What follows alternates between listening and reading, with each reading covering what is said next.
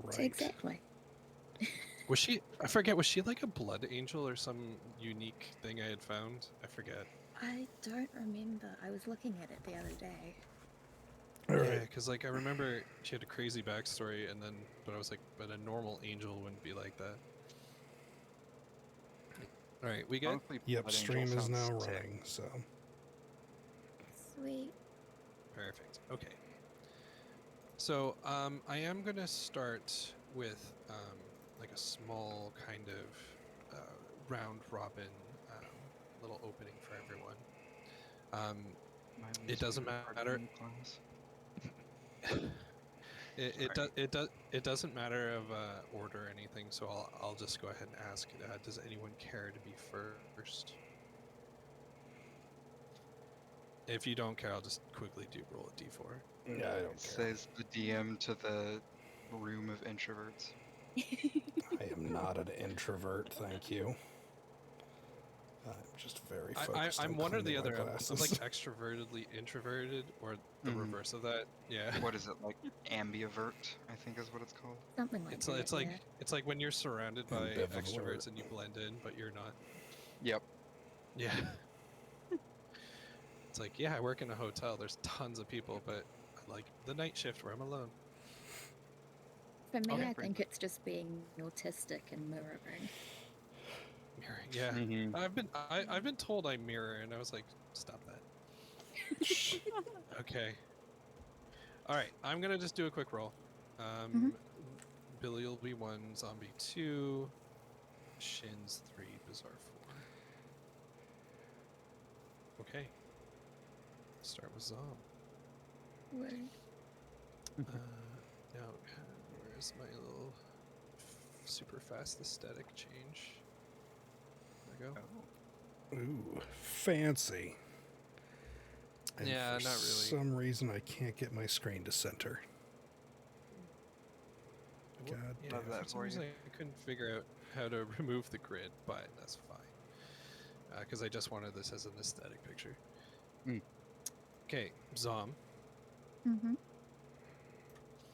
So let's bring up this. All right. So, can you give a quick description of what your character looks like and your name and everything? Yeah. My character is... She looks kind of high elf, half elvish. She's not the tallest. And she's wearing very thematic purple and black, just like everything. And carrying herself in a way that, you know, with pride and grace and all of that kind of stuff, and kind of just smiling at anyone she sees and just being awfully charming. And she always has an old lyre strapped to her back, and thick black hair. Perfect. Yeah. And how do you say your character's full name? Macari Fenra. Perfect. All right. So, Macarafe. Now, when you fell asleep last night and you woke up, you were not here. And here is, so the picture I have in the background is kind of just, it's not exactly where you're waking up. It's just like a rough resemblance. Yeah. You notice that you are in a well-furnished room, and you notice that your wrists are chained to the floor in manacles. Obviously, when you fell asleep, you were not in this building, and you were not chained. Did they buy me dinner first, at least? You do find yourself on your knees within a painted circle with intricate patterns. Wouldn't be the first time. There are candles all around the circle, but they are just beyond your reach. If you went, the manacles would not let you grab a single candle. What do you do? Can I get to my pocket? Yes. Okay, then I would like to use my fan that you made for me and attempt to use gust to blow out the candles. So you reach for your fan, but it's not there. When you reach for your fan, you almost kind of witness. You know when you close your eyes too hard and you see like the stars a little bit. Yeah. Kind of like a little glitch in the Matrix. Mhm. You feel that when you reached and you had your fan, but there's like a little. It's not there. Like a little static. Exactly. Like you had grabbed it and then no, that's not right. Like a Prince of Persia Sands of Time rewind. You're not doing what you're supposed to. Exactly. Okay. Well, what else would you like to try? Alright, I guess I'll look around, see if I can spot anything. So, as you look around, beyond the circle and beyond the candles, this is a very familiar looking house. Mm-hmm. A little too familiar for your character. You can hear the sound of slow walking with not high heels, but you know, the heel of a shoe that comes from maybe a distinguished gentleman. Yeah. And you hear this distorted walking now. Once again, it's like almost as if that's static. It's like you're hearing it, but it's not just quite right. And you hear this walking coming towards you, and you see the distorted features of a man you know. Now, when you look up at his face, you actually can't make out exactly what his face looks like, but you know his voice, and you know a lot about this man. Yeah. So, as he walks towards you, you hear a slow and dark cackle, but his mouth isn't moving. Okay, he's coming towards you. What do you do?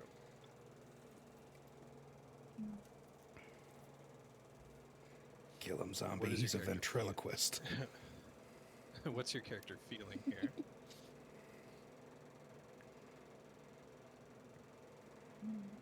What can I do?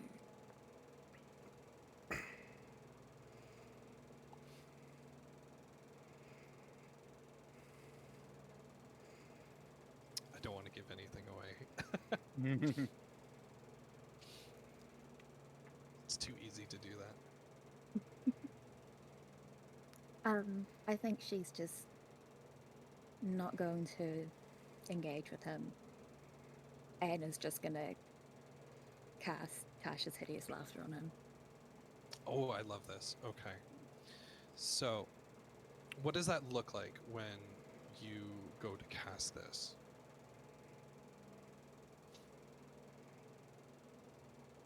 I guess normally she'd use her lyre, but does she have access to that right now? Yes. Okay, then I will attempt to grab the strap on my back and pull it around and strum some pretty chords. Perfect. As you do this, what you would see through the magical spectrum of this spell going towards this man walking towards you. Instead of going straight as it should, it veers off to the left as if there's some invisible force. But what you don't expect is as the spell veers off, it almost makes a small crack. But this crack isn't in the wall, it's a little bit ahead of the wall, as if you made a small crack in reality, we would say. Through the crack, you see a very small woman wearing a red dress and a red hat. And she's saying something to you, but you can't make out what she says.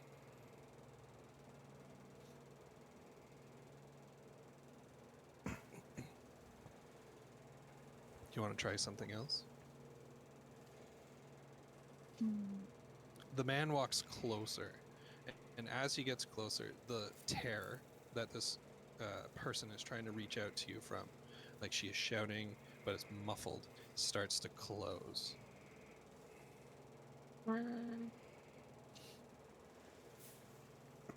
Could I take one of the hat pins out of my hat and attempt Sure. to throw it at the man? Yeah, absolutely you can. Why don't you just give me, I guess, a strength roll? Yeah. And was that your character's forte? Zombie, I respect all of these decisions of just start throwing shit at this guy. Absolutely respect this strategy. Just wanted you to know I approve. It's even funnier you saying all of that because of just how robot you went. I don't know why Oh it's my so goodness. robot-y. Like, let me try closing a few things. Well, Oh my god. Now you're going. Yeah, What? Not again. I'm almost Why the rope? I'm almost wondering if it's because it's a channel. yeah, I was thinking, do we want to switch to the Voice chat. group Just the chat. message? Yeah. Yeah. Yeah. Okay, let's try that.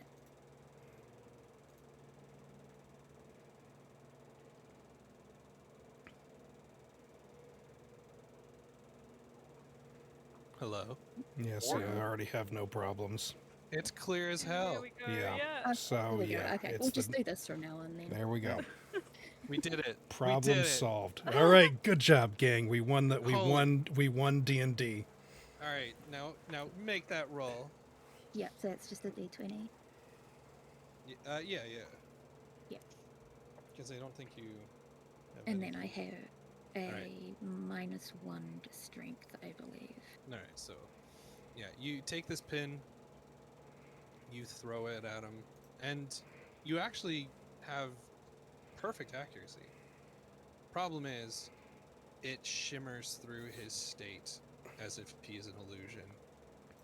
He Right, waves yeah. he waves his hand in a gesture and snaps his fingers and says enough. And the tear where the little red lady trying to reach through disappears. But she actually throws something in the tear. It's a small, like very small, almost like luminescent pearl, and it starts kind of rolling towards you. As the man's getting closer, you know exactly who this is. Yeah. And he says to you, "You thought you'd escape, did you?" And his eyes alight with some red energy. As this happens, the little pearl makes its way to your knees. Alright, I'm again not even gonna look at him, just pick up the pearl and try to figure out what's going on with it. The minute you grab the pearl, everything goes away. You're surrounded with a bright light, and you wake up in a completely different town where you originally fell asleep.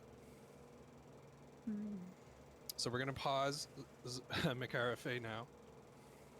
We're gonna go to. Who should we go to next? Just woke up from a really twisted game of Clue. Right. Just a normal let's- Saturday night. Let's go to. Shits.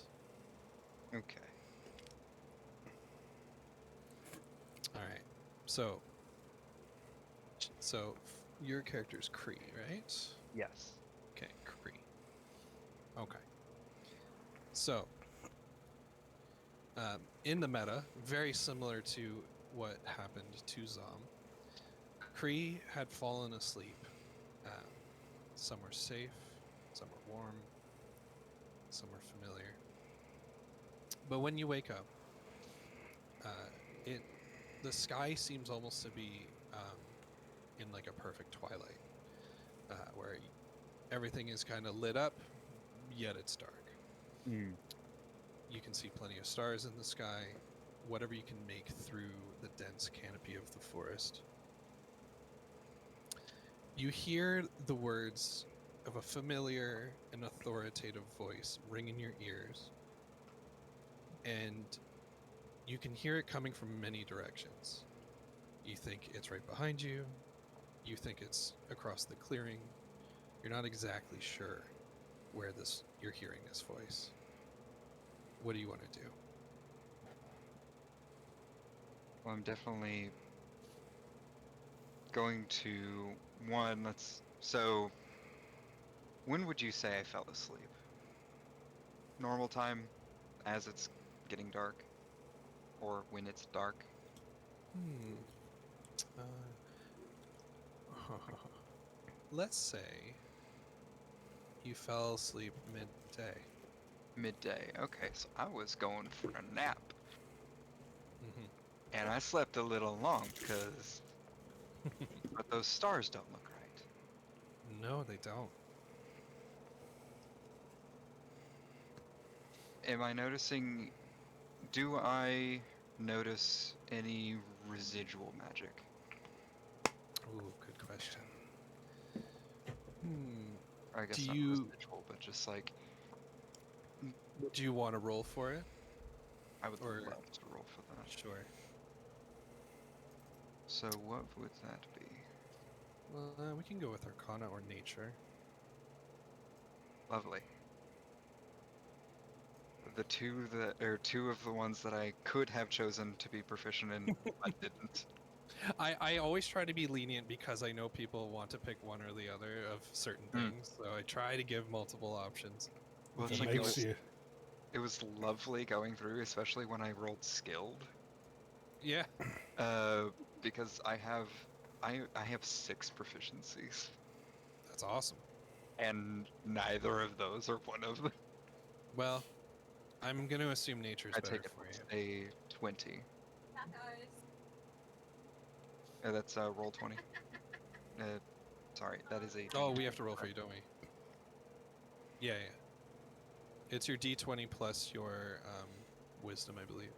Intelligence, unfortunately, for both of them. Is it for both? Mhm. Shoot. Oh, Well, there you go. Doesn't matter. Okay. uh, Perfect. 21. So you focus and Wait, you can. did I do that Yeah, it looks fine. I think you did. Or did you just say that you rolled 20? right? Okay, I think Yeah. I just said I rolled 20. Okay, Yeah, well, Say, I'm still regardless, learning the notation. Okay, it's an 18. regardless, it's all good. So yeah, you focus for a second, and you can tell something is trying to mess with you, and it's actually coming from behind you, and it's probably across the clearing. So behind me across the clearing. Okay. Yeah. Remember, the picture is just kind of like ambiance. Yes. Um. So probably after figuring out it's like there is some magic or something is messing with me around here. Oh yeah. I would say I would even go as far with your role. Hmm. When you focused, you also experienced a kind of like reality like isn't exactly what it should be. Hmm. So in my newly awoken state, my Hmm. first thought would probably be, well, fuck, I'm back in the Fae. It's a very interesting thought. Hold on to that. Hold Because, on to that thought. That's a good one. okay, because my character has had this happen, maybe not in this exact type, or in this exact way before, but she has found herself in the Feywild. So that Perfect. would probably be her first thought of, well, shit. So Um, when you're detecting magical energies, are you mhm. kind of feeling for good and evil? Are you looking for I am the type of magic? not necessarily just trying to see if, because as you said, something doesn't feel right. And you've caught on. So, You've caught on early. so I want to see if I can find where it doesn't feel right or where it's coming from, not necessarily intent or type of magic. All right. Because As I'm you, assuming it's some sort of illusion. that's a good thought.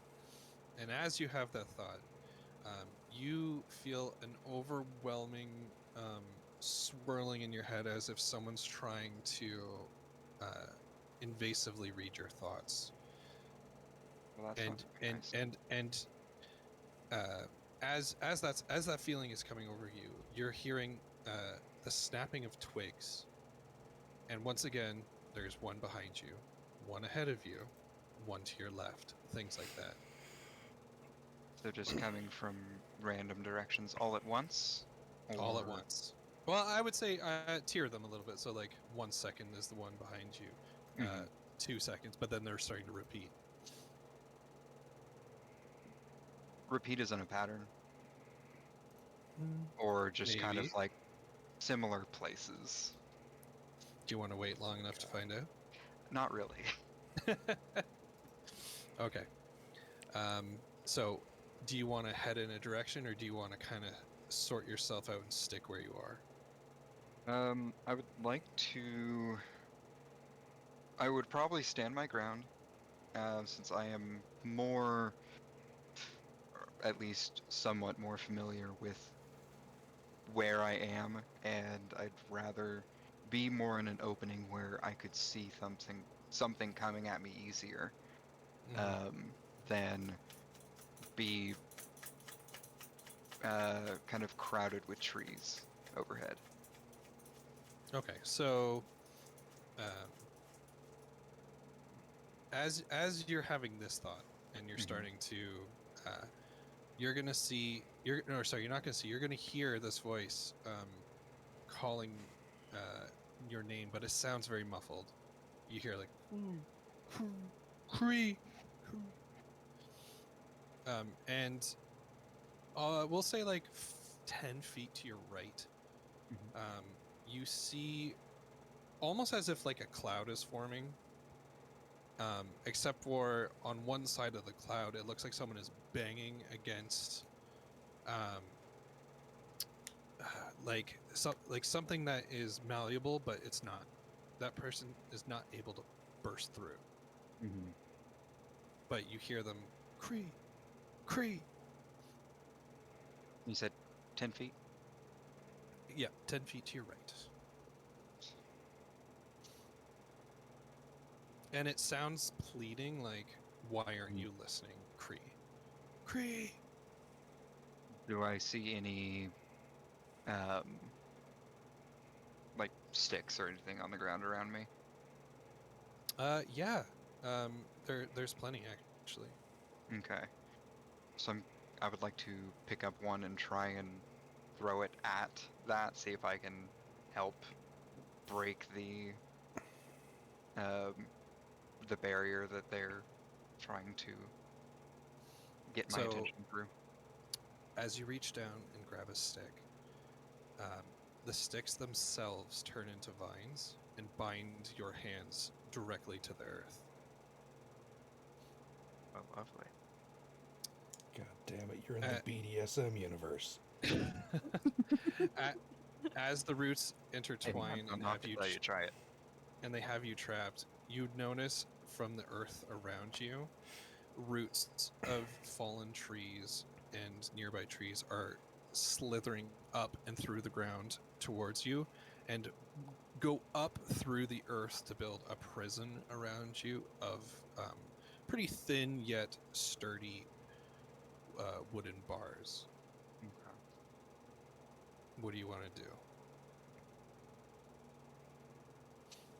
I would probably try, or I want to try to reach for my scimitar and like maybe hack at um one of the bars.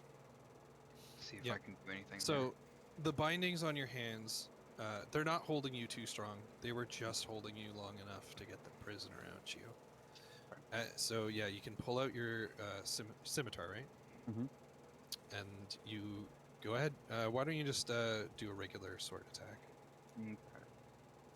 That should just be 1d, or no, that's It's a d20 plus yeah. your attack bonus.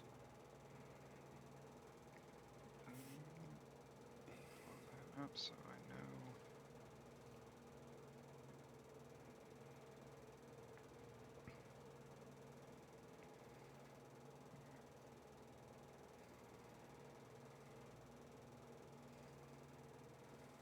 All right, so that's a 13. So as you're swinging, you are taking chips and chunks out of this prison, um, but the debris isn't falling or flowing in the way it should. Um, every time you're hacking at this tree and splinters and wood and bark are falling off, they are, instead of falling to the ground, they are kind of spinning midair as if there's no gravity, and then are slowly getting sucked towards the ever growing the little bubble that is calling your name. And Hmm. as you do that, the splinters start to like pierce the little bubble, and you see a small woman. She appears fey, uh, wearing a red hat and a red cloak, and she clearly screams out your name, "Kree, look out!" And from behind you, a large beast, misshapen, lumbers towards you. It has the head of a lion, the body of a dragon, the tail of a rattlesnake, and as it gets closer to you, its entire body shimmers in shadow. Uh, its hoofs instantly change into dragon claws. The tail morphs into a scorpion tail. The head, not being able to decide what it wants to be, ram, eagle, human. And it opens its mouth to speak to you, its eyes blazing red. You will never amount to anything. Oh, so I'm And fighting my demons. Lovely. and its tail raises up, and it's about to swing down on you. And you see a red light kind of like shimmer over you, and you're awake. I'm definitely taking a breath after that one. Jesus. Mm-hmm. All right, Billy or Bazaar, does anyone want to volunteer to be next? I can go next. All right. Okay. Now you've heard this for the third time, but you have fallen asleep. And Don't do that. when you awake,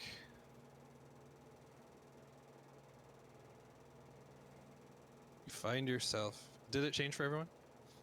No. Mm-mm. Oh no. Oh, it only changed for me. I got this. Oh, that the last one didn't change for you either. No, I'm it so did not. sorry. This is what you were supposed to be seeing. Okay. There you go. I That's was where just you trying to just were. imagine. Congrats. Yep. We're all learning. We're all learning. Okay. We're all learning. Here we go. Here we go. Okay. This is your ambiance. So, now, Bizarre, your character's name is Bruzrik Rethrusnid. perfect. Oh, Bless you. Shins, I forgot. Can you tell everyone what Kree looks like? Um, I know what Kree looks like. yes. Kree is an Aarakocra. They are a humanoid race that avian. Uh, so it's like big giant or big walking bird is what you see. She's not too tall, as her people don't tend to grow too much. If you grow too big, you can't really fly too well. So I call bullshit. just need to work those wings a little more. If you've seen the D&D movie, it's Jarnathan. It's what? Jarnathan. If Jonathan! If you've seen the D&D movie, there's a Mhm. character named Jarnathan. He's an He's an Aarakocra. Okay. Yeah. Well, now I need to see that movie. Are we talking about the newer one? The Yeah, Netflix yeah, one, no, yes. not Okay, yeah. no, it's not Netflix. They made it independently of anybody. Or sorry, it's I on know Netflix. I know what you're talking about. Yeah. Okay. I've Okay. been wanting to see that. But yeah. So, and a humanoid avian. She stands probably about 5.5 feet tall. So a little on the taller side, but at least for her and her tribe. She like what I was going for is um just kind of a bird of prey for the head. Nice. More along the lines of a hawk Yeah. or a falcon, but Perfect. then her colorings are similar to that of a secretary bird.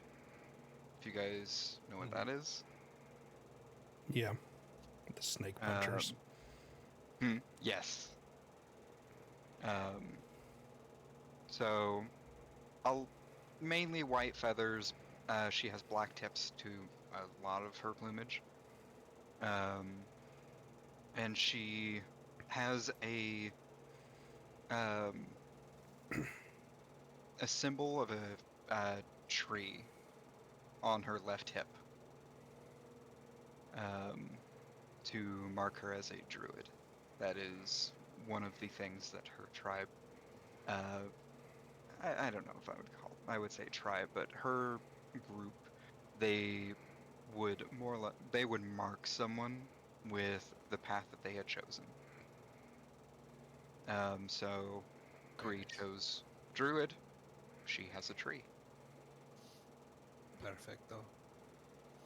Okay. Now on to Bizarre. Can you tell us what your character looks like? All right. So Bruzrick is a dragonborn. He is descended from copper dragons, so he has deep copper-colored scales. He's about 7 feet tall and very broadly built. He's got two large horns, kind of in the kind of shaped similarly to ram's horns, coming from the sides of his head. His tail's a little bit shorter than most dragonborn tails, but it's also more thickly built.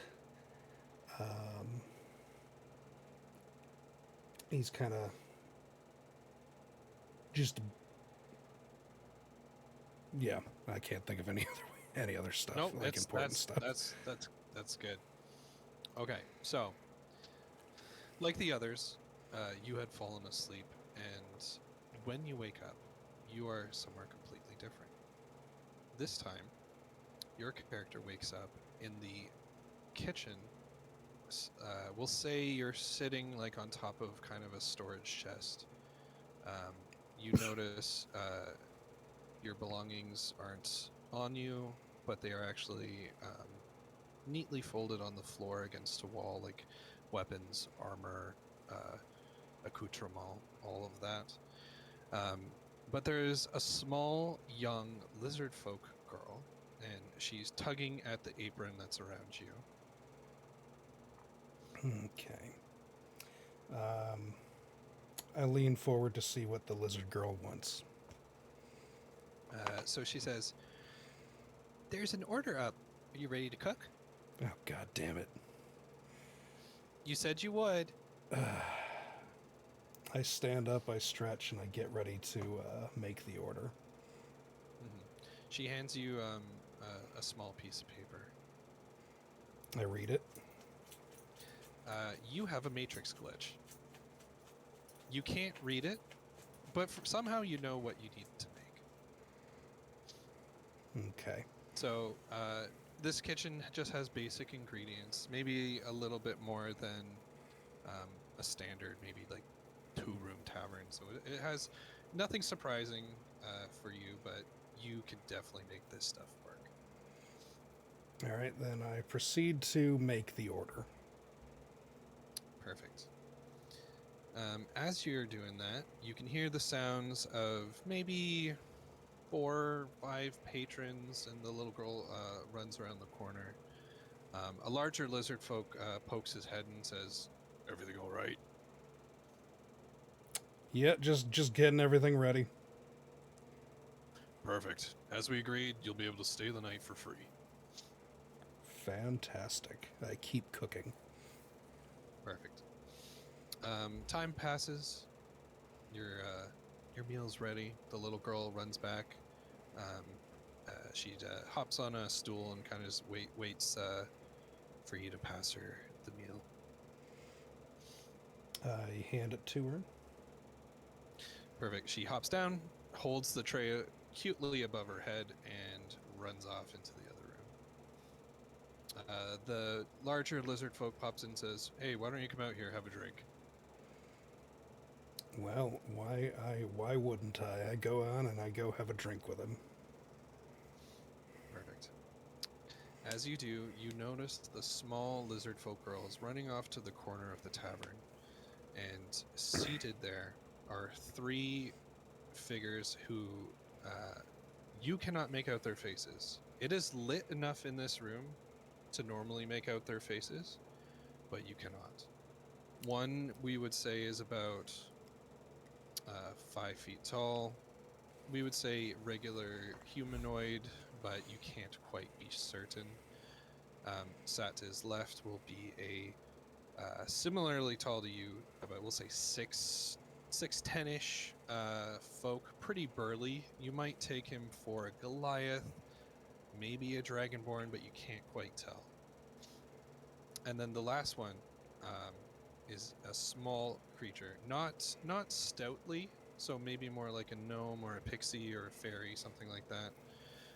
But all three are kind of draped in shadow, and they clearly are armed to the teeth. They don't look threatening, but the girl is happily running towards them.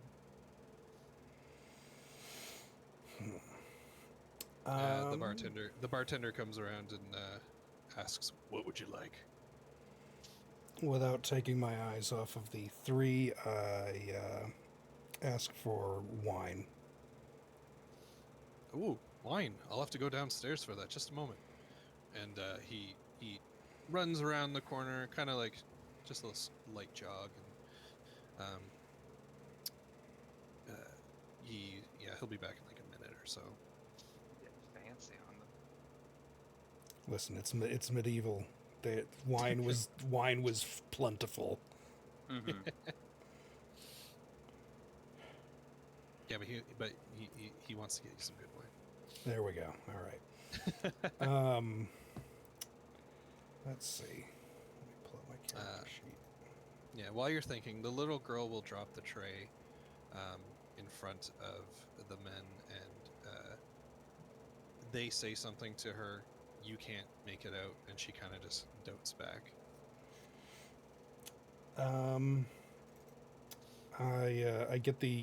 I call the little girl over to me. Yeah, she hops up on a stool beside you, and she kind of just, we'll say she grabs a couple empty steins and grabs a wooden spoon and kind of just very lowly starts like playing as if they're drums. Okay. What's up, mister? What did they say to you just now? Oh, them? Yes. Oh, well, they said Matrix glitch.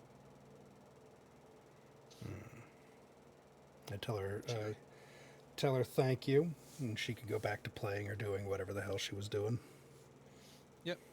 She goes to hop off the stool, but she accidentally kind of falls backwards, and she's about to hit the ground. I reach to catch her. Sure. Can you give me a dex saving throw? Yep. Or whatever's better. That is enough. She's right beside you. I think my in-head threshold was 8, but all good. So you catch saved her. the child. Yay. You catch her, and she smiles at you warmly, and she runs off into the back, where her father had gone. Okay.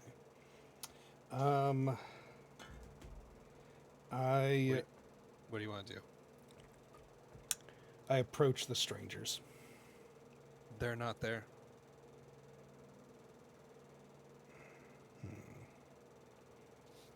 Or at least they're not where you're looking where they were. Then I scan around the room.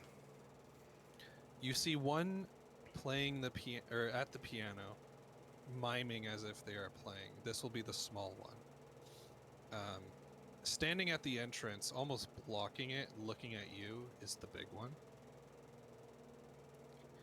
Sat right next to you, as if they appeared out of thin air, is the regular humanoid-looking one. Still shadowy faced. The rest of their features kind of easier to make out. And he plops like a stein in front of you with dark red liquid inside. I grab the stein, but I do not drink from it. Okay. And From the stein, within the liquid, you can hear someone calling your voice or your name. You hear a voice calling your name, but it's muffled, almost underwater. without taking my eyes off of the stranger, I proceed to drink from the stein. You start feeling light, and not just like light because of like an alcohol or a buzz or anything, but almost like a paladinic light within you as you take a sip. But the strangers move almost at like lightning speed, and the three of them are standing kind of in the center of the tavern, holding one's holding the girl and the other's holding the father.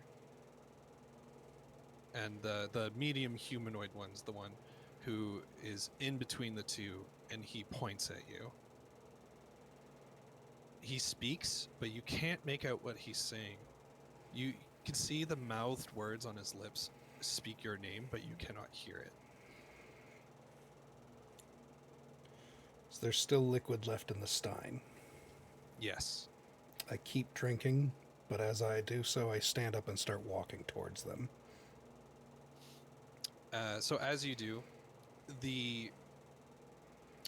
if you were to look out windows of this tavern, you would have seen a nightly countryside or something, and that is fading away. You can almost hear like a faint rumbling, like as a collapsing kind of sound as things are kind of coming in. Can you roll me a perception? Yep.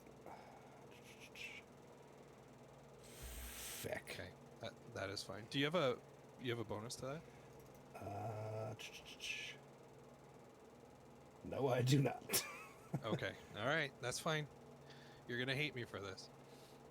The larger man holds up the child and sinks a dagger into the child's heart. The small gnome-like shadowy man does the same to the father, and as you're walking towards them, the humanoid kind of like flash speeds right in front of you, and he's holding out something to stab you with, but as you're drinking the liquid, that collapsing feeling starts kind of closing in, coming faster and faster towards you, and all you can hear from that humanoid in your ear is, "You can't save everyone," and you wake up. Oh, I'm about to start beating the shit out of everybody now. No mercy. Next time. Everyone to sleep. That's right. I have sleep. I can put people to sleep. Okay, we have one more character.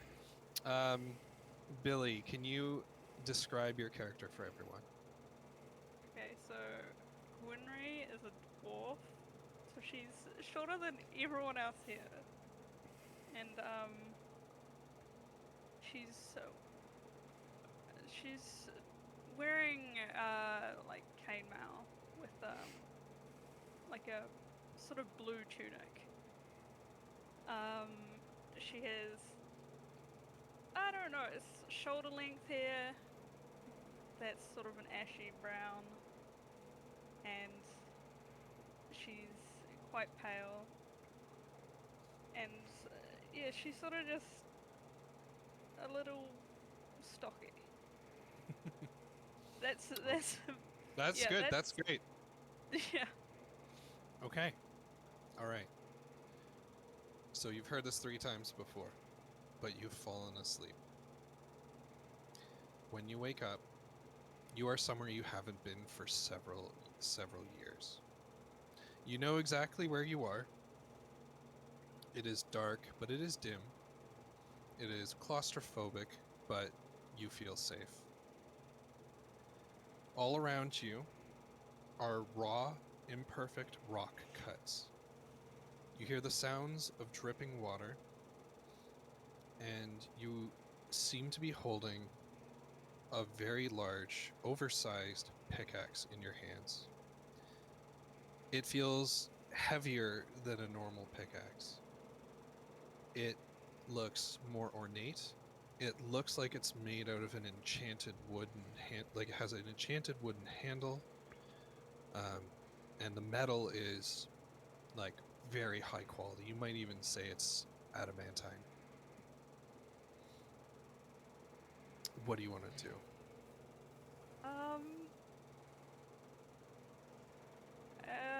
I think I'll have a look around. Yeah.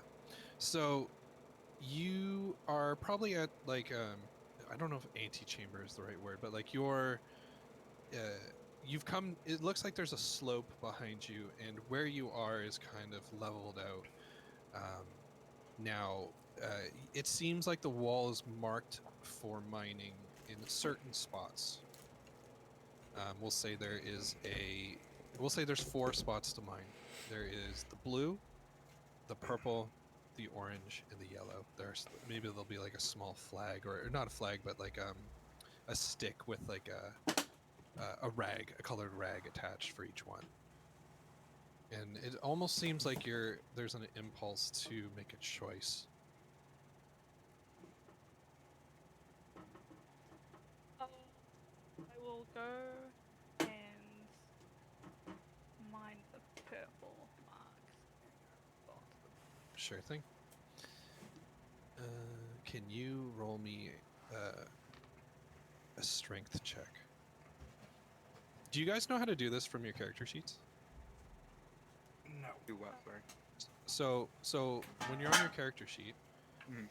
under proficiency bonus, or no, not there.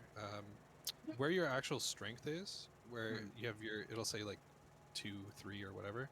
If you click the word strength above it, it'll Oh, roll what your the strength. hell? Yeah. Oh, that's handy. Yeah. Okay. Okay. There we go. So you didn't roll super great. That is okay. So yeah, you start. What color did you say you picked? Purple. Purple. Here, let me make a roll here. Sorry, didn't forgot my mic was muted. Okay. All right. As you mine into this,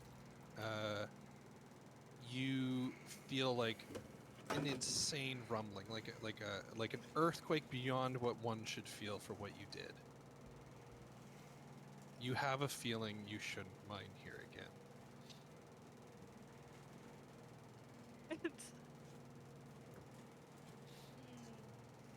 Can I? What were the other colors? Your other colors were blue, orange, and yellow. And as you take a step back, the pickaxe feels heavier than it did before. Can I sort of examine the yellow? Yeah. Why don't you give me an investigation? So, same thing on your character sheet. If you go to the skills section, you just click on the word investigation.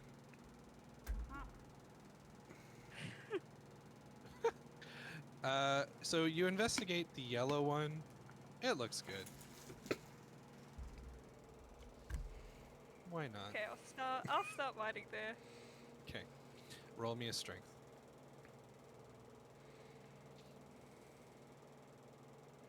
Oh my gosh, I keep misclicking. There we go. Okay, perfect. As you mine this, you hear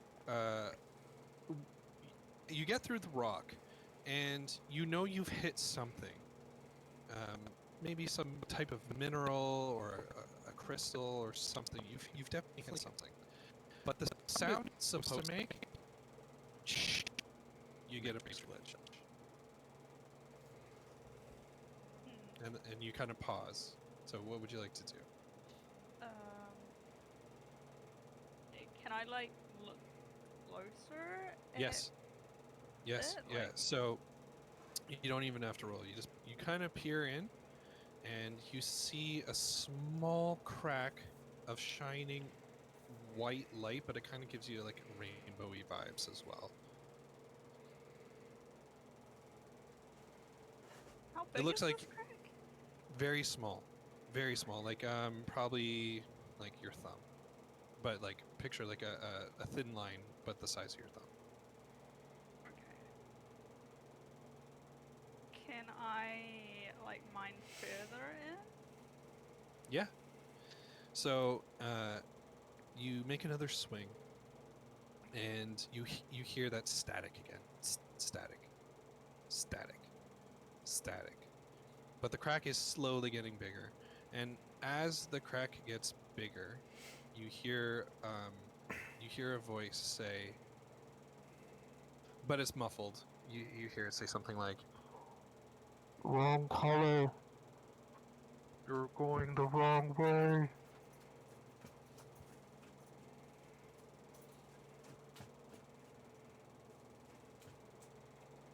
Well, I will go for one of the other colors now, I think. Mm-hmm. As the- you do that, the pickaxe grows heavier. You almost feel like it's growing in size, but it isn't when you look at it, but that's what it feels like. So I'm almost dragging this thing. Not yet, but it's definitely taking effort to hold it so the head of the pickaxe isn't just hanging. Okay. I'll go to the blue Okay. and I'll start there. Yeah. Roll me another strength.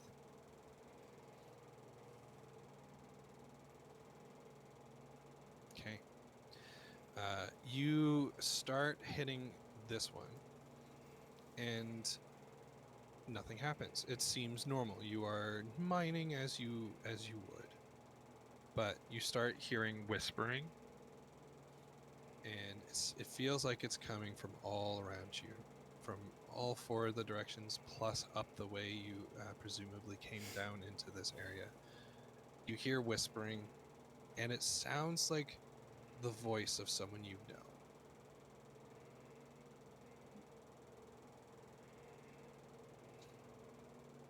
But you can't make out what they're saying. Right. But while you're hearing all this, that small little glowing crack still is saying, "Wrong one, wrong one." What was the last color? I think it was orange. Orange? Okay, I'll stop and turn around Okay. and go As for you orange. as you do that, the pickaxe is almost too heavy to carry. You are now dragging it. And I will need a strength check or an athletics check, whichever one you want to do, whichever one gives you better bonus, probably the same, to see if you can even lift it.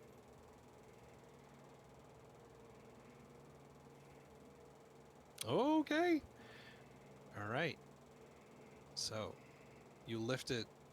You're really putting some effort into this. And you lift it to swing, and it comes down hard. And you hear the sound of intense pressure building behind these rocks. Almost as if you're not supposed to be doing this. This may have been a mistake. You hear what you think is water, like maybe a geyser or something going on. There's just insane pressure seemingly building behind these rocks. Water starts kind of trickling down through the cracks. And you take a step back. What do you do? I think I will go for the nearest exit, which is the way Okay. I came, right? Exactly. So you turn around, and the trail that leads up is blocked by a stout, shadowy figure with a long, shadowy beard. And he has fierce red eyes. And he says clearly to you, "You think you can ever win their hearts back?"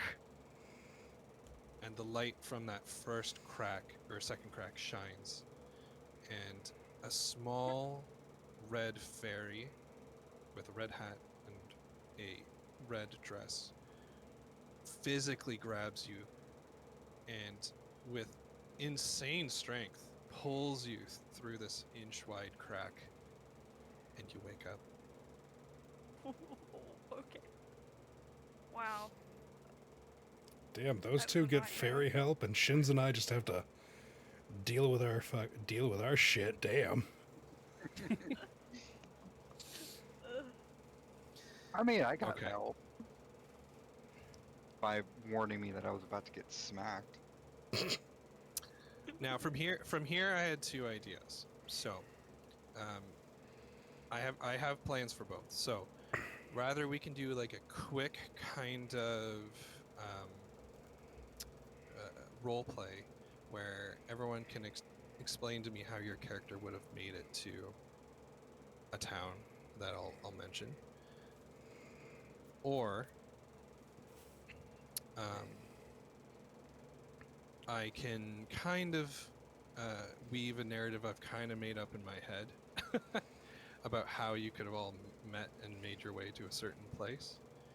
Which one sounds better for you guys? Would you like to just role play on your own on how your character would have made its way to the town? I've named it Ravenswood. I mean, mine would be boring as hell. I'm just hitching rides on wagons and walking, so. That's kind of what I had in mind for a couple of you guys, actually. Yeah, I think mine would be somewhat similar. Just traveling Well, barge. well, I'll tell you what idea I had for you guys, and then tell me if you like it. All right. So, starting with Gwynry, I was thinking that your uncle would send you with a package to be delivered to Ravenswood. Yeah. Now, he tells you that you shouldn't open it. It should be hand delivered to the Lord of Ravenswood, and that all your expenses for travel are paid to get there, but not to get back. He's not insinuating that you can't come back. You're always welcome where he lives. But he does put the choice in your hands.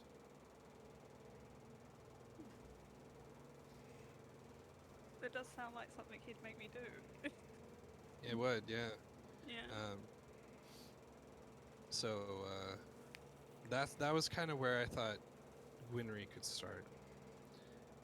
And I was thinking that Gwynry would hop in a carriage, and it would be attended by probably, we'll say, a dwarven driver, and we'll say maybe a halfling kind of guard on the back. Nothing too expensive, I would say, but enough that someone who cares about you could pay them to see your way to Ravenswood. And along the way, you would have to stop, because it's not just a 1 or 2 or 3 day journey. And you would stop in a town and find a place for lodging. And you would hear... Now, Zom, would it be... What kind of music would Makara Faye be playing? Well, she'd definitely be playing her lyre. But sorry, what type would it be? Playing punk sad rock music? music, you know. Yeah. Yes, punk rock on a lyre. I Would it think be- kind of Would it be the cheery, lyre? ethereal. Okay, Yeah. we'll have some like Evanescence. Wake up, Ravenswood! I mean, she does Alright. have the right look for Evanescence. Wake me up inside. Shut up, it's 3 in the morning. Yeah. But if you guys want to maybe give us a small vignette of how Gwynry and Macarafe would maybe meet in a tavern, if you want to give a small little snippet, maybe role play that out a little, if you would so kindly. Yeah, I think Macarafe, she's manages to, wherever she goes, charm any innkeepers and all of that to let her stay for free if she performs. So every night she'll perform, so she gets a free room. She shows some So ankle she's got been- it. So Like- she's been there a few days, and I think she has probably a few people who are, had come back to see her, and she's just, up in a corner somewhere with a few people seated around her and just kind of playing and just really seeming to captivate people. Ah, gee whiz, Macarafe, I could listen to you all day. Take all my money. No. Throwing 3 copper coins. Their life savings. Yep. Yeah. And she'll very graciously curtsy, but while still playing. So what does Gwynry make as she's maybe procuring a meal or something, and she hears and sees Macarafe? Think she. I'm trying to think. I think she'd probably sit quite close to like the stage. Are you on the stage? Yeah. Yeah, I'd probably sit quite close to the stage, eating a meal after like a long trip. Hey, just for fun, Zom, can Mhm. you click on the skill performance twice? Because I'm gonna give you advantage. Okay. Okay. There you go. It's not your best. It's not your best performance, but it is you are getting like some people into it. Like, you didn't think the old man in the corner would really give you any mind, but he threw you a couple silver. Wait. She'll give him a wink. Oh He's my. like, he's happy. Fucking McGucket. He's an old prospector. Ah, jeez, I'm gonna get lucky tonight. Glad I didn't get eaten by that gobblewonker. All right. So, we'll say the night starts to come to a close for you two, and the bartender signals to Macarafe like, "Hey, last performance." Yeah, she'll give him a nod and kind of be like, all right, guys, this is my last one. So, make sure you come back tomorrow if you want to see more of me. So, the dwarven driver will kind of nudge Gwynry and be like, "She's pretty good, huh?"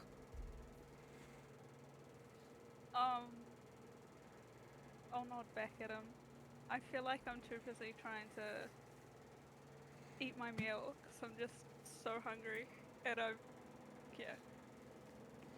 The little the halfling guard, he'll pull the or he'll walk up to the driver and say, You know, if she needs a ride, would you mind taking her? And the dwarf's like, oh well, that would be up to Miss Gwynry. Oh well, food for thought. And he dawdles away.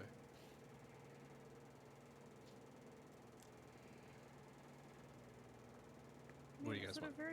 Is it a big car? Yes, it's Yeah. too big. I like You're this. the only Just- person. I really inside. like this. Is there No, no, really how big- room for somebody else in this car? um, Like what you've been doing in this carriage is the seat across from you has been the delivery, which there is space for that, like, on the carriage, but you just took up the space by putting it in there. And then, like, your pack belongings, weapons are kind of like sitting beside you, which also could be carried outside the carriage. yeah. I imagine I'm very bored in the carriage as well, so Mm-hmm. I'd definitely have her come along. Okay. Well, If she wants to go anywhere, that is. well, I mean, you're gonna have to initiate and ask her. Yeah. Well, Well, let's throw Gwynry a bone here. Zom, you get off the stage and Yeah. you head up to the bar, and you get a small free meal and a free drink. Yeah, And yeah. the bartender says, I'm gonna go back and clean up. And he just dawdles off as well. There's not too many people left. The old man is still in the corner. I'll He's give him a smile over my shoulder. 2 in 1 day. And He can die happy now. hell yeah. He's going to other tables and grabbing drinks. Like the remnants I'll of head other up to people's the bar. drinks. Oh, I thought you were just saying like stealing them out of people's. No. Like people, people who drink like 9/10 of their drink. He's drinking the 1/10. I like this old guy. Fucking doing the Lord's work. That's now. right. He's helping. uh, Waste not, want. Right? Right?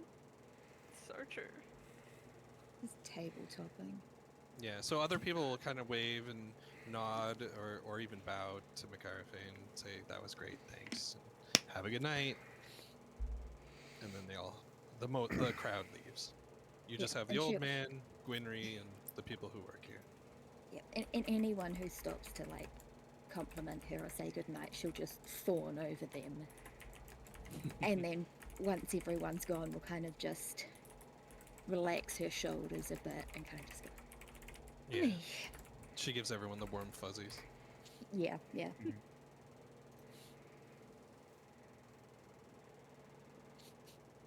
So the dwarven driver is gonna kind of nudge Gwynry. Yeah, no, I was gonna head up to the bar anyway to get another drink. So, yeah, I'll head up to the bar and get a drink, and I'll look over in her direction and just give her a smile. And she'll give you a really warm smile back and say, "Good evening. What brings you to this lovely little tavern here?" Well, I'm on a bit of an errand for my uncle, and I'm heading out towards Ravenswood. But we've had to Mhm. stop for the night. Is my driver and everything still here, or did they just? I'm gonna give him a name so we don't have to call him Driver. Yeah, that's a good idea. Let's call him Tharnik. I'll make an NPC just so you can see it. Tharnik Ironspur. Oh, Tharnik.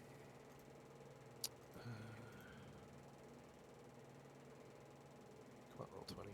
Create an NPC. There we go. Tharnik Ironspur. Thornathan. Jonathan. Yeah, so Tharnik here is taking me there? Did it not actually make an NPC? The hell? I don't know. Can we see the NPCs? I'm trying to make that. Yeah, I'll make it work by next time. We'll figure it out. We've been having a lot of technical difficulties, haven't we, today? Just Yeah, a few. yeah. That's what happens when you just start a new thing. True, true. Anyway, yes. So, do you frequent here often? No, it's my first time. I've been here for probably about a week now. Probably gonna move on in the next couple of days or so. Oh. Do you need a ride? I certainly wouldn't say no. There's plenty of room on my carriage, I assure you. This really feels like listening to lesbians hit on each other. As you say that, Tharnik fucking bolts outside, and you can hear him just like rummaging inside and hitching things and tying things off. And he runs back in, and he just kind of gives you that like A-OK and a wink, and then runs back outside. I'm glad we've got that sorted. He seems like an awfully hard worker. Yeah. I mean, at this point, I'd be happy to have any other company, except for him. Damn, disrespect on Tharnik. I won't tell him you Stuck said with that, him, don't like- worry. Stuck with him for how long? I don't know. You've probably been with him like, we'll say like a week maybe. A week of Tharnik. Yeah. No, he's great. I just need a break. I want to get to Ravenswood as soon as possible. Can you guys see in the journal under NPCs Tharnik? Yes. Yep. Okay, cool. Yes. So that's working. Fantastic. And your guard will be named Perrin Stoutfoot. Karen. Oh. Where is he right now? He's probably passed out. Oh, fair enough. That or he's like drunkenly dancing with the old man. Whatever sounds better. I like the latter. Yeah, I'm gonna lean towards the Alright. drunkenly dancing. Yeah, yeah. So yeah, like the old man has to like kind of like crouch, but he's kind of like swinging around with Perrin, and you can kind of hear him say, "Whoa, you can get me to talk to the dwarf over there," and then Perrin's like, "Not really." Oh well, thought I'd try. Oh. You're gonna invite the old man to come along, right? Oh. Do we I'd have probably room for die. pets? Who are you asking? If you're asking mentally, yeah, there's totally room for pet. It was in response to Bizarre I know. saying, yeah, I know. I can just bring an old man as a pet. Yeah, he'd probably follow you anyway. I'm sure he would. Okay, so we'll end this. We'll kind of narratively end days past, and we'll cut to let's do shins. Okay. So naked Cree. He's not naked. Doesn't have clothes yet. I just. That's No. no. That is your name until you get clothing. And then, Okay, and then she So- becomes both Cree. That's right. so Cree, how would you like your character to begin here? Some thoughts I had were that you were already on some sort of quest, and that you may have heard rumors that some ends to your goals might be in the area near Ravenswood. Or I was also thinking you could come across Brusrick or fall into some stagecoach shenanigans as it comes along its way. I don't mind giving you options here and going with whatever. Or if you had any of your own ideas. I mean, we could probably combine 1 and 2. Okay. Oh, I like that. I like that. So I Oh, am. Yes. can I interrupt for a sec? Does anybody or does everybody or I should say whoever wants to share your character class, you can, and if there's anyone who doesn't want to, can you let me know so I don't give it away? I mean, it's probably pretty obvious. Yeah, I was going to say, mine's going to be very blatantly obvious after the first 5 minutes of meeting him, but, you know. Especially with how we started today, what you were talking about Mm-hmm. Yeah. having trouble with getting the creator to do. Okay. All good. Just wondering. I didn't want to say the wrong thing. Mhm. So now Shins and I talked outside this in this session about how druids are going to work in this world. Druids in this world, to get new forms to transform wild shape forms, that they are going to have to physically touch a living being, and we're still going to conform to the rules of what you can transform into. But narratively, to get those things, you are going to physically have to touch a creature. So, um, just so that matters, if you come across something new, something unique, something with strange properties, right? You will have to physically touch it while it's alive. Mhm. So if you want to weave that in, if that's something your Now, character are may... we? Sorry, go ahead. No, go. Are we doing the? They have to be neutral or friendly? No, Okay. no. I would say, like, if for a round, like if it was mid battle and like Mhm. I would say like you would have to use one round rather like a bonus action or action to physically just like hang on, you know. Mhm. That would be it. Okay.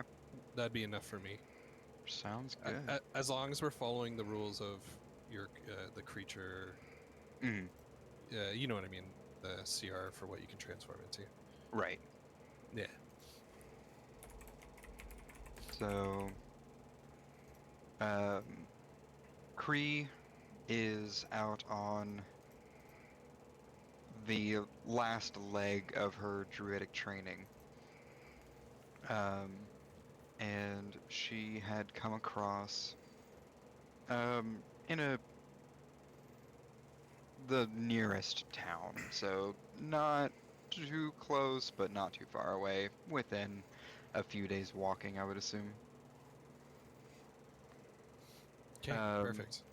so she is making her way to Ravenwood, um, to see if the lead that she has been given is actually a good lead, or if it's just becoming a new travel, um, or a new place to travel. Thankfully, she has a relatively basic, like, bedroll, stuff like that, a small tent, so she doesn't need to be in an inn. Um, she's more used to nature, so while she does enjoy a nice warm bed, it is in no way necessary, as long as she kind of clears the area, if that makes sense. Yeah. Just Yeah, make I get it. sure it's a safe spot. Um, so she has. Um, are we going where everyone it's like twilight, early night kind of thing? I would say now it's probably. Well, it doesn't really matter the time of You know, day 'cause you would say because time has passed, so. because Gwynry and Macarafe are in a carriage in an undisclosed spot on their way Mhm. to Ravenswood. So, for you in Brusrick, because I'm gonna say rather you're gonna come across Bruswick or Bruswick's gonna come across your camp. It's Mhm. kind of up to you guys how you want to play that. But yeah, and then you guys can kind of click and maybe head off from there. Sounds good. Well, in that case, I am wrapping up. Um, I just woke up not too long ago. Um, it's probably, I guess I'm just gonna kind of throw a time in. I'm on the last day of my journey into Ravenswood, and so I'm wrapping up camp, making sure that everything is packed properly, everything is relatively clean.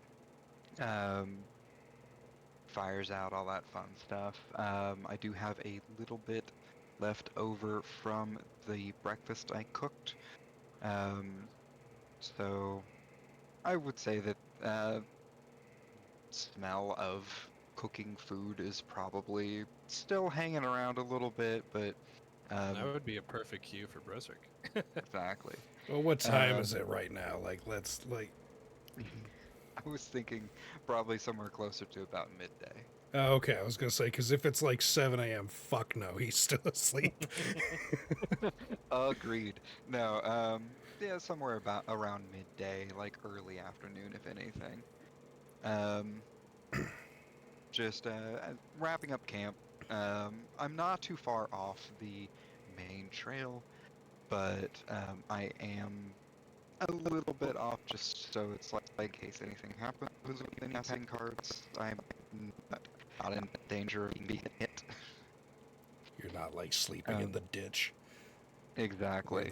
the corpse But I'm cart not too can't mistake you for a corpse. yeah. But I'm not far enough away where I can't see it.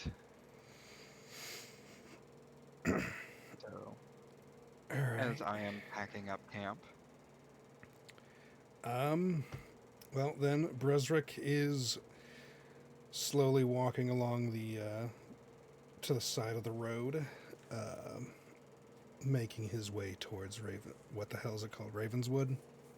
Mm-hmm. Making his way towards Ravenswood when he spies her cleaning up her camp, and being a friendly sort, he chooses to call out to her and greet her. Good morning. Sort of. Morning to you too. Glad I'm not the only night owl. Yeah, I had a little bit too much to drink at the last tavern I stopped at and had to sleep off a lot of it. So, Sounds like a good night. yeah, we'll call it that. So, where are you headed, traveler? Um, I am on I guess you could call it almost a pilgrimage. It's more of just training. Um, uh, yeah, I am headed towards Ravenswood for the last uh part of my training. Ah, what a coincidence. I'm heading towards nowhere in particular. You are welcome to join me if you'd like. Well, if you don't mind having me, I would not turn down the company. Sure, the more the merrier. You eaten yet today? Oh, I've had my breakfast. All right, sounds good. And then she'll wrap up the leftovers and stick it in her pack. Perfect. Okay. So I think we can also fast forward, and as circumstance would have it, with Gwynry and Macarafe traveling at a faster speed than Kree and Brosric, that somehow you simultaneously make it into town at the same time. It's Amazing. skills. We'll say, though, that it is late at night. There is kind of a mist around the town as dusk has fallen, giving it a slightly eerie atmosphere. We'll say that Brosric and Kree, the way you came, you noticed there was a river that kind of runs directly around the town. But you guys had to cross a bridge where the others didn't. Okay, the so driver- it just goes around one side of the town, not completely. Exactly, Okay. exactly, yeah. Town is an island. Got it. Well, kind of. No, I'm Um, saying it's like if it did go all the way around. Yeah. So as you all arrive, we'll say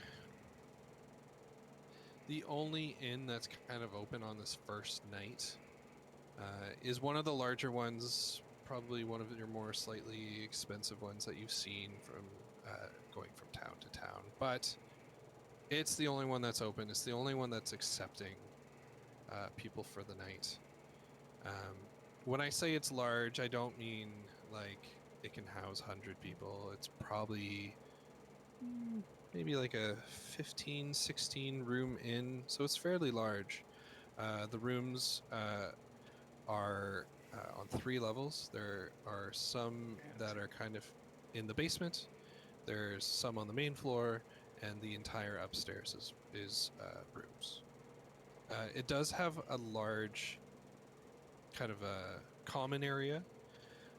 Not so much like the tavern you were in before, or the one, like kind of like the one I had shown before. Not like that, but it has like a large common area. The eating section is actually like the dining area is much smaller than you would expect for such a large inn. I guess people are expected to kind of casually eat whenever, wherever, but it does seem extremely clean. That will be the one thing you notice, like someone scrubbed stone, you know, like there's no dirt in here. But who wants to arrive first? What group? Well, Kree, I think we're gonna make it in there first. All Okay. right, let's go. So Brosric and Kree, you make your way in through first. When you first arrive to the inn, there is a small, we'll say, gnome who he's like the doorman. He greets you, hello, and he immediately runs and opens the door and holds it for you. He's dressed kind of not nicely. Imagine like kind of like a hotel bellman, except for if it was just rags, like kind of dyed rags. But he's doing his best. Poor guy. I proceed to hand the little bellman 1 gold coin and thank him for holding the door for us. His eyes grow wide like Dobby, and he profusely thanks you. Did I just free? While still Did I holding the just free a gnome from slavery? I mean, essentially. I'm free. No. He just relieves. Yeah. Fuck this place. Just dissipates. So he definitely like pockets that, and he's like, "Is there anything I can get you, sirs, or sir and madam?" No, little brother, just stay at the door. We appreciate that all is my you've job. done. Thank you very much. I'll do it extra good if I keep getting these all night. He like optimistically thinks testify? he's getting more. Like, holy shit. I'm rich. I just I buy changed that myself a gnome's dog. life. There, I can buy myself a dog. I'll have a mount to get around. feel like dogs are just free in this time. It's kind of a world, aren't they? Like, In the world, probably. Rays stra- everywhere. But strangely, in Ravenswood, there are no dogs. No. there's no dogs. We're solving this mystery, damn it. Put the entire main quest on hold. I need to find out why there's no dogs here. Sorry. Okay. Go ahead. Our next two will come in while you guys are inside. So we'll have Gwynry and Macarafe enter, while Perrin and Tharnik are procuring your belongings. Do they have my package, or am I like holding the package? They have the Tharnik has it right now. Okay, good. yeah. Alright. So I'll go in and I'll greet the little doorman. He'll like tip his like really kind of like terrible hat at you and be like, "Hello, ma'am."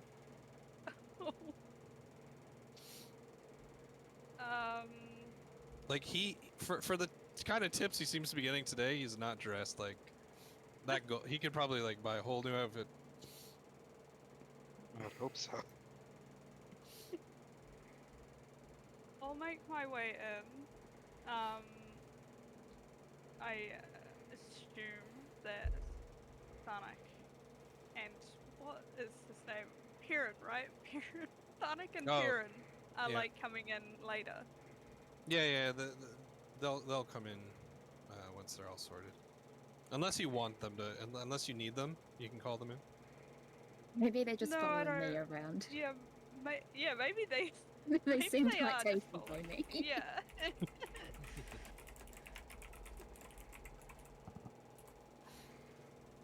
Okay, one question I'm gonna ask both pairs here, Mhm. and feel free to answer however. Did either of you physically touch? Did Gwynry physically, skin to skin, at any part of your body touch, and then Kree and Brosrick? This feels very skin to skin. Wow. Oh my. Being Oh. spicy already. I Um, imagine Macarafe would Like have, high fives, offered a handshakes. handshake, or Handshake, probably. but- Yeah. but do the a question- delicate little. But don't forget, But- we're medieval times. Are y'all wearing gloves? She's got I'm fingerless wearing- gloves. Yeah, I'm wearing fingerless gloves as well. Okay. All right. How about Kree and Brosrick? I feel I would have extended my hand, Okay. but whether or not Bruswick reciprocated is up to him. Well, Brosrick, would you have? more than likely, but Okay. Smack my hand away. What Yeah. the fuck you doing? just get away Um, away Well, from me, if you he wasn't bird. wearing So- gloves, that would still be skin to skin. So the only reason I ask, and I should have mentioned it earlier, when you guys do that,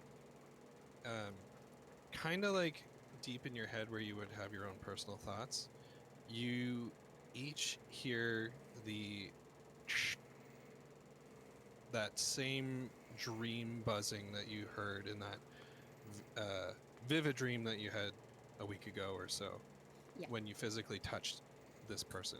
When the four of you are in the room, in the same room, it's almost kind of like a low buzz that is just faint enough that if you focus on it, you could hear. But if someone spoke, you wouldn't be able to hear it over. You'd have to be like dead silent, but you could hear it there. But you all hear this now that all four of you are in the same room. It's very low, but it is continuous. Almost like a white noise could put you to sleep, except for like what it represents of the feelings you had when you heard it. Yeah. Can Yeah, I I? imagine when Oh no, go ahead. Macarafe walks in, she'll do a little curtsy to the doorman, and very cheerily say, "Good evening. You wouldn't happen to be able to tell me if you'd be looking for a bard, would you? Oh, well, miss, we're always looking for bards, but they always end up at the other ends. But I'm so happy you came here. Sometimes staying open late is the best. Oh, fantastic. And who should I talk to about this? Oh, well, um, Miss Genevieve should be somewhere. Would you like me to go get her for you?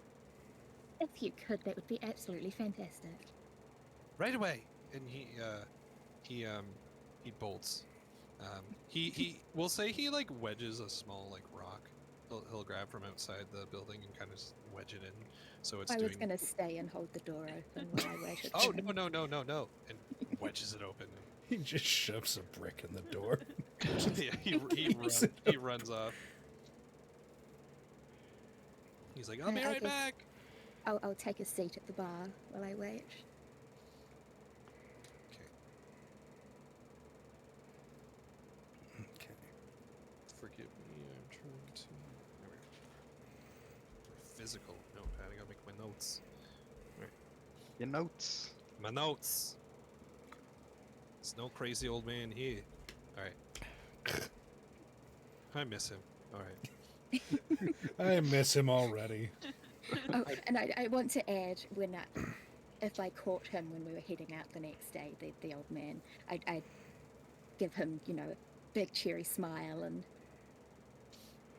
give him a little bit of a kiss on the cheek as Look what as you've I done. left. And then he died from joy. Hey, lady, where are you headed?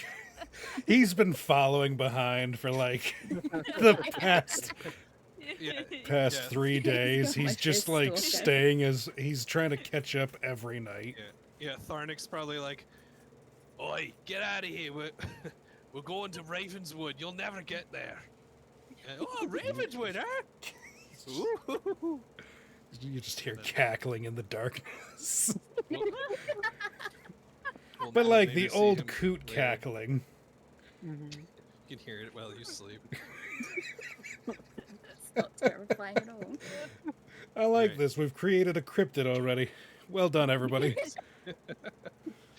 All right, so does anyone else want to do anything before Miss Genevieve comes? Have I noticed the buzzing sound? You all notice it, but Can- like I said, any ambient sound kind of seems to drown it out, but it is always there. Now So that has it the four of you are in the same room, So has it been quiet enough that we'll be able to notice it? I would say when the gnome bellman ran off, and you all kind of settled into where you were gonna sit, stand, or lean, you could hear it. Because like it's pretty quiet here. There's no one in the common room. There's no one eating. It's later in the evening.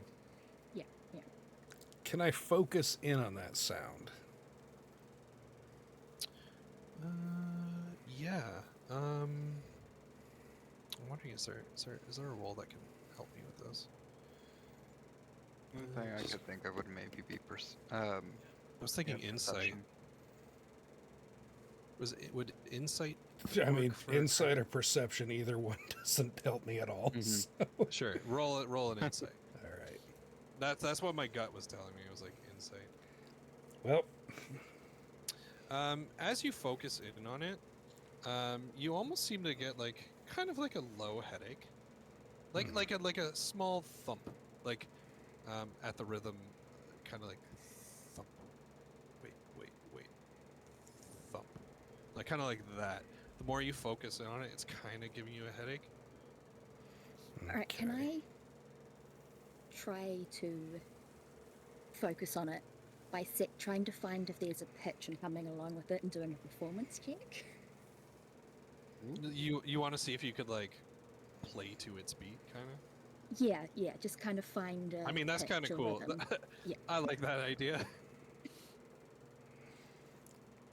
Zombie over here Oh, beatboxing. Jesus Oh, Christ. yeah. Yeah. All right. So musically, you can kind of like sense a rhythm here, Um, I mean, what do you want to make of this? You rolled really well, so Yeah, I guess just trying to kind of discern if there is a rhythm to it, if there's a certain pitch, if there's any kind of variation in that. And like, is it something I'm hearing inside my own head, or is it something that sounds like it's coming externally? it's coming from within your own head, but you only could hear it like this when the four of you were in the same room.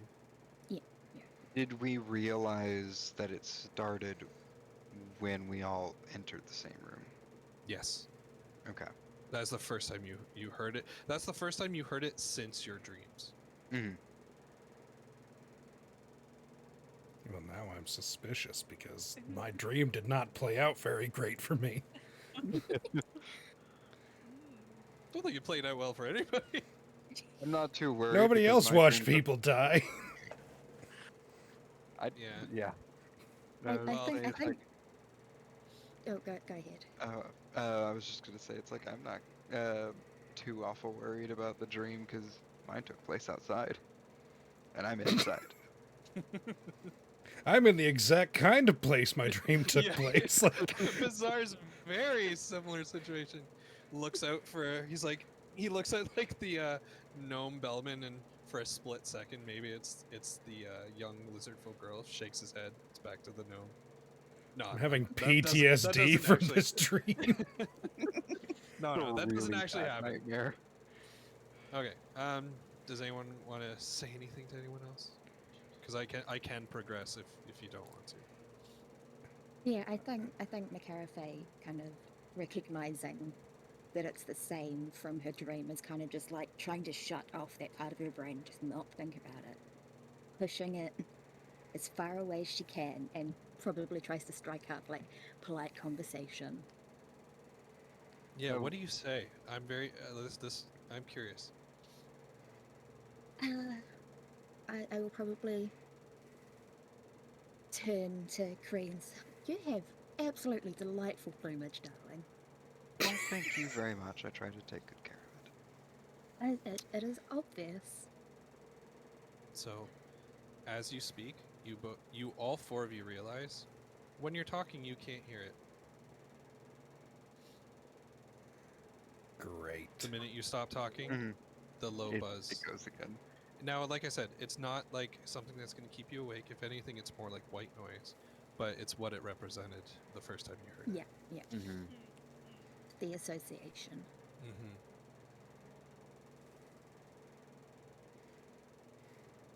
Yeah, I think Macarafe is probably just going to keep talking like she does. Mm-hmm. Right. Just As bards do. yeah, Uh, just trying to fill the silence. well, and I think Bresrick is now a little bit more wary of his surroundings and is trying to keep an eye out. I was going to say, yeah, Mhm. more so than most, right? Mm-hmm. So, we'll say not too much time passes, but you have some pleasantries, and maybe I'll Can I- introduce you. Oh, yeah. So would I be able to like tell if it's something they're experiencing as well, or would I be able to see like You would have to Rosrex ask. getting his You'd have guard to. up? I would me give me an insight check for that. But, yeah. I would say that you don't know him well enough, but Yeah. we'll say that he's not hiding it. Okay. I Like mean, I am a it's the level giant I'm from. iguana basically looking around suspiciously. So. Exactly. Yeah, like low rolls don't mean you fail, and that's Yeah. not even like a super low roll. That's nice and midline. Yeah. I would definitely. I also probably wouldn't be hiding it. I wouldn't be like actively looking around. At least like turning head and looking and stuff like that, checking behind me.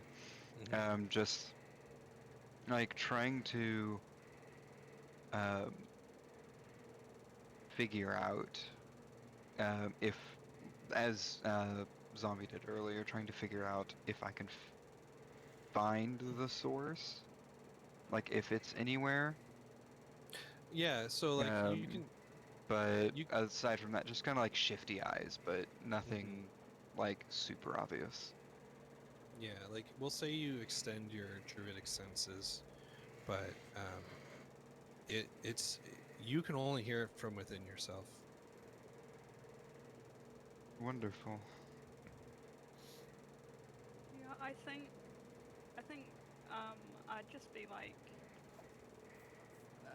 fidgeting with my little stone pendant and just trying to focus on that rather than Yep. the buzzing. And that will do the trick.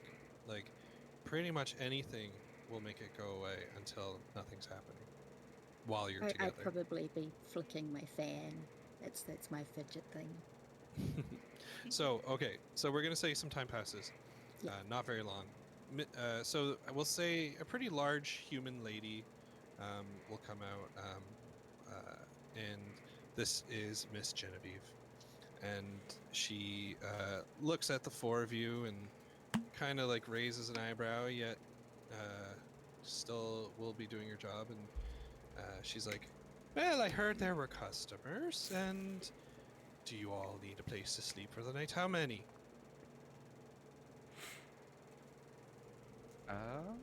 If we're all staying, then 4? Looking around at the rest of the table. You're gonna hear a voice behind you go, "Make that 6. We're All gonna right, the stay here." drivers. Yeah, yeah, yeah. Yeah. I didn't know anything about them, to be fair. No, sorry, they're with Yeah. me. So- They'll so- have to join us. So No, you're Gwynry's perfectly entourage fine. comes through, Yes. carrying all her stuff. Probably Just my stuff. unloading luggage. Where's the bell cart? No, yeah, but they do come in, and Miss Genevieve is delighted. She's like, "Whoa, 6 people at once! We don't get this often. Excellent!" And she hurriedly runs and she gets 6 different looking keys. Starts just randomly handing them to you. There are numbers attached to each one. Just for fun, let's do. Okay, those are your numbers. Doesn't really matter. 3 and 6 will be in the basement. 10's on the main floor and 11's upstairs. Take your pick. I will take 6. Okay. Uh, 11. I'll go 11. I was going to take 10. Perfect. Alright, then I guess I get 3. All right. So, I like how we just unconsciously just chose to stay in the same groups. so Gwynry is 11, right? Yeah. So we're gonna have All those poor. Perrin- Your poor drivers. Perrin and Tharnik will be your adjacent rooms. Okay. I also just Alright. realized that the beast folk both went into the basement. I love how the bird was shoved into the basement. Who wants to be on the top floor? Get down there. Get down you there, you filthy bird. All right. So Miss Genevieve tells you that to stay the night, they are a little pricier than most. She's gonna charge what's pricey that's not gold, like 10 silver. Well, I would like to do that. So I get free accommodation if I perform. Ooh. All right. Well, how does that conversation go? You like kind of like pull her aside. Yeah, so I ask the doorman who I would talk to about performing there. So I'd just be like, I heard you were possibly looking for bards, and I was wondering if I could avail myself. Oh, right. Yeah, you already had that. Yeah. Okay. So yeah, in when he runs off to go get her, the reason it took so long is maybe he was trying to convince her for your services. Yeah. So when she hands the keys to you, she'll save you for last, Okay. and she'll be like, "Oh, come over here, sweetie," and she brings you over, and it's like, "So I hear you're a bard." That I am. Ah, okay. How many nights do you think you'll be staying? A few, probably. A few as in 2 or a few as in 2 weeks? Probably closer to the days rather than weeks. Ah, I'm not okay. really on any set schedule, and can I just, Oh, it's good to know. I mean, if Yeah. if you were going to stay a bit longer, I could maybe, use you as an attraction or something. Oh, I'm sure you'd have no issue with that. Oh, really? I do attract quite the following. She kind of does like the Mr. Burns fingers, like excellent. In the distance, but not sinister. She doesn't give you a sinister tone at all. in the distance, you hear an old coot cackling. I was just going to say, I would love it if this guy just walks in and goes, "Oh, I found you at last." All right, perfect. Okay, so, yeah, she agrees to the terms. She does not mind. Can you give me a performance or persuasion check, whatever you feel? Both will be the same. We'll do performance. Okay. So as you're speaking with her or whatever, she's you can tell she's super excited to have you here. If anything, you kind of get the hint that she wants you to stay longer, but not, once again, not in a sinister way. She's just looking to make some money. Yeah. Yeah.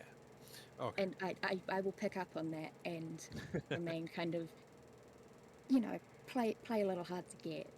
Sure. Yeah. Okay. Excellent. All right. Okay. So, what do you want to do before you all retire for the evening? Do you want to look about town? It is nighttime.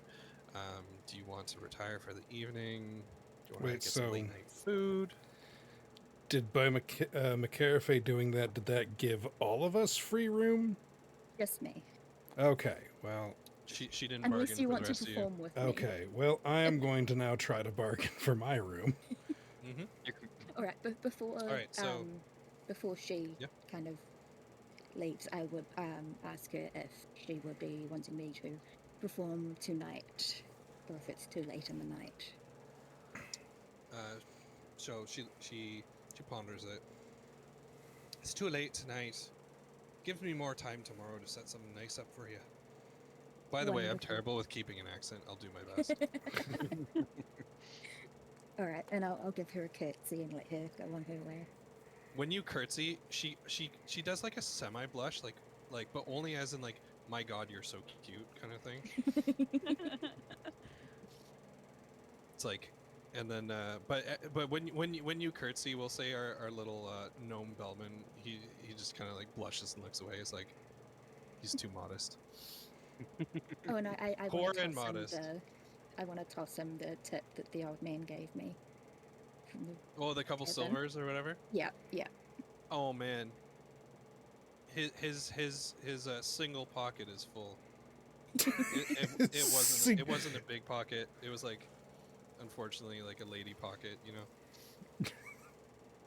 It's not very big, but man, 3 coins in there. He's rich. I don't know. The types of dresses that I've worn in this thing had rooms for some pretty hefty pockets. Well, he has a It tiny. was the men folk who didn't really have pockets. He's also wearing rags. He made the pocket himself. That's right. Good on Um, him. No, but he is extremely grateful. He bows deeply to you. No, I'll In- give him a curtsy again. He blushes like crazy and runs away. He goes. He instead of like having the door wedged open, he goes outside and shuts it. And, stands guard. Get the cool breeze. Yep. Right, anything else or anything else anyone wants to? I think Bazaar wants to negotiate. Oh, yeah. Yep, so I'm going to use that. Wrong button. That.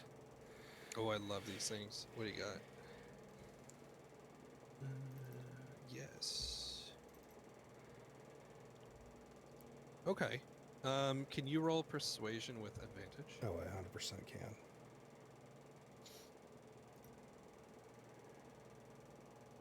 Wow, that second roll was crap. It's fine. 16's great. Now, what are you wearing your like full armor when you came in, or were you in like traveling gear? I'm gonna go with wearing the armor just because the whole paladin always being ready crap. Yep. No, that's perfect because that's going to help. So, when you pull her aside, how do you initiate? Let's see. I kind of say, oh, silver's a little bit steep for me right now, but surely you can offer some sort of a discount for a man of the gods, you know. She's gonna gingerly put like a hand on your armor. Obviously, you can't feel that per se, but she goes, "You think you'd be able to handle any misfits and vagabonds to make their way in?" I'll shout from across the room. I could do with a bodyguard. Sometimes my fans get quite rowdy. Again, you hear a Cackling in the cackle in the background. distance. She ponders that, and it does make sense. I mean, she doesn't know that you're newly companions or acquaintances. Thank you. That's the word I was thinking. So she goes, "Well, it does make sense. All right, fine. You do your job. She does hers. It'll be fine for me." And then before she goes, I say, and if it wouldn't be too much trouble, could my dear traveling companion also perhaps get a discount on her room as well? She's she's been traveling for quite some time. And actually, I just take a sip of my drink. Shut up, let me work. I just take a sip of my drink. so Miss Genevieve will she looks over at the Aarakocra and I mean, she's for like, God's sake, she can't even afford clothing. Look at the poor girl. Miss Genevieve's gonna lean in as well and whisper, "I mean, I know it's a bird person, but what is the proper term?" I have no idea. I just For what? proper term for what? I'm so confused here. But I just play along and I say, "Sister, sometimes there are things that it's just best not to mind our own business." Well, I mean, I'm a human and you're a dragonborn, but I don't want to say bird person. Oh, that. Okay, no, she's an Aarakocra. Oh, a kakrowa? A cucaracha, it's fine. Kookaburra. Capybara. A rakukra. I'll figure it out. I'll write it down for you. So this is hinting to the team that she has never seen an Aarakocra. Yeah, we're few and far between. Right, so is she gonna give Cree a sh- discount? She will walk over to Cree and Because I was gonna say if I overheard the conversation, I'd probably lean in and go, gorgeous bird like that will probably draw some customers in. You have her sitting in. She might bring you on some extra coin. Might be handy to I have mean, her being around. nude and all. I'm gonna really lean in on that just to drive the. she's going. He's a running joke. So she's gonna close her eyes, shake her head, and kind of put both her hands up in a waving fashion to just like disregard. Like she's heard you, she's just disregarding it for the conversation. Says, "Hello, miss," or "Hello, miss." I can't do the accent. I lost it. "Hello, miss." Anyway, Speaking of I've heard. Oh, Yeah. okay. So she walks up to Cree. Your friend over there is bargaining for you to get a discount, while your other friend says that your exoticness might bring in more customers. I'm willing to give you a discount. You don't have to pay the 10 silver. I think 9 will do. 9 would be perfectly fine. I'm I in the- can cover the 10, no problem. I appreciate it. If you She would claps like, her hand like happily. if you would like, I can also, if anybody has any, say any minor wounds or anything like that, I could probably help out with that as well. What with working in a kitchen, it burns, mild cuts tend to happen. I'm standing behind her doing the reverse version of that How to Train Your Dragon meme where he's got the thumbs up, but instead it's the Dragonborn. Yeah. I glare at you. So she's gonna stand up straight and put her hands on her hips, and just do a confused look on her face and goes, "Wait a moment, are y'all adventurers?"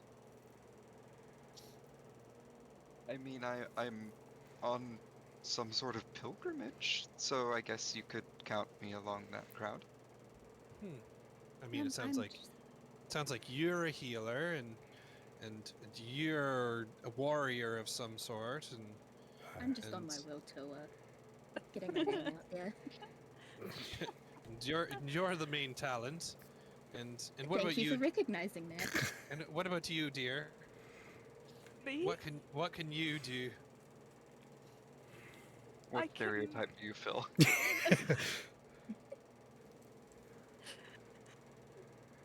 I'm good at mining and delivering packages. Clearly, I don't know.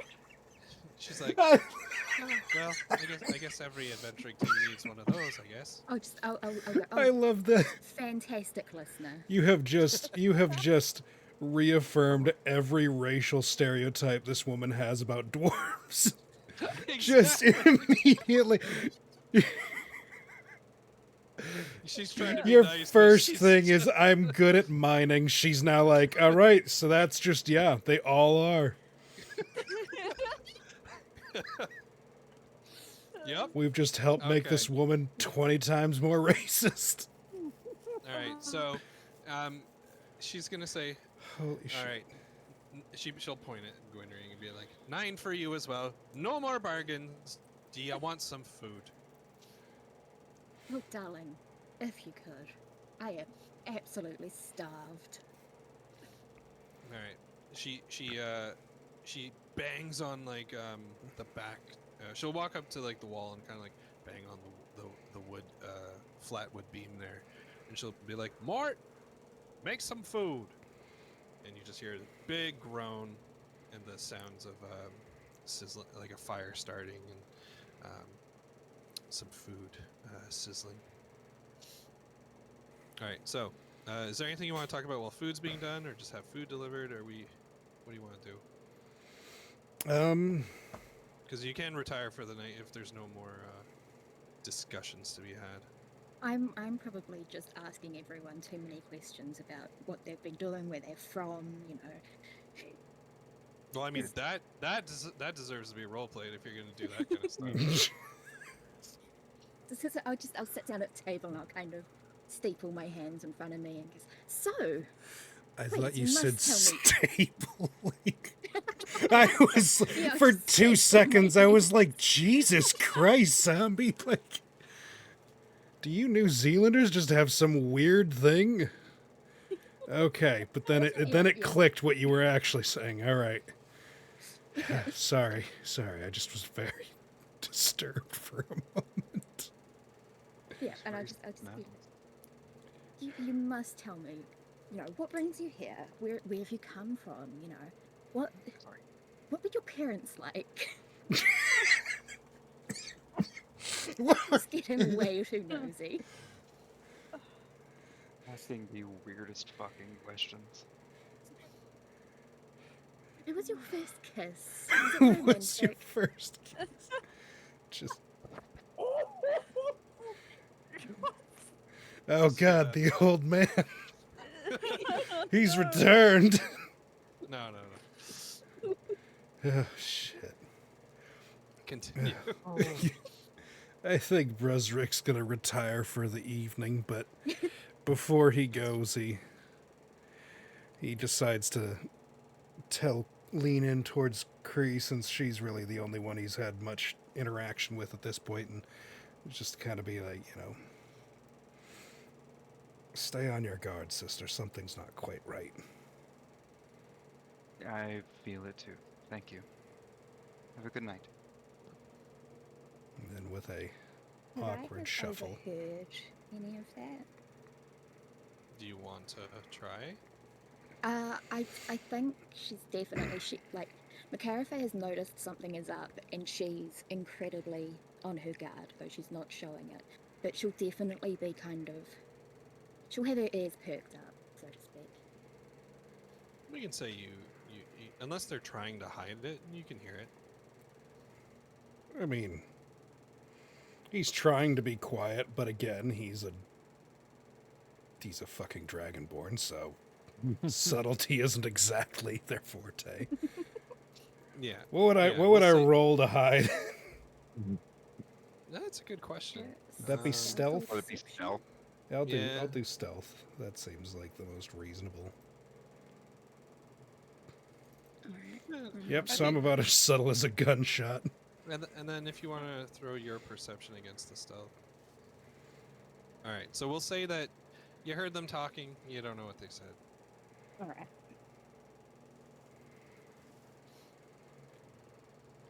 I'm gonna head up and I'm gonna turn to Sonic and Perrin. Oh, They're just right. chilling They're at the- still on the here. table. Yeah, and just you guys don't stay down here too long, okay?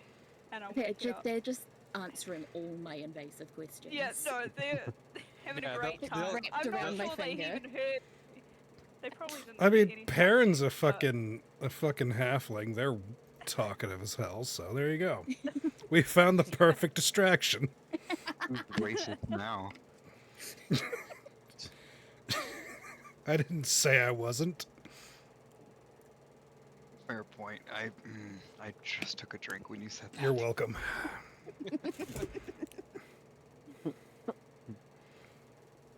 I still So I have had- that clip of you saying you were a zombie racist. Really? Yeah. When we were playing Dead Island with Evie. Oh, right. Like you heard it here first, guys. Bizarre is a zombie racist. Yep. Why Wow. did Perrin just open up on my screen? Yeah. Okay. Oh, did he? Yeah. Did he open up? Oh. Mm-hmm. I just yeah. wanted to make sure that, like, I wasn't just being crazy. I Oh, wanted so to if I- make sure that Kree hasn't been on everyone's screen this whole time. So if I click on that, it forces you all to see it. Interesting. Apparently, Look at him! Didn't mean to do that. All right. Integral part of the story. Good to know. Y'all must love Perry Stonefoot. All right. So new okay. idol. So we've had Kree retire and Gwynry. I haven't retired yet. Oh, okay. No, Brosnick's Gwynry has. retired. Oh, Mhm.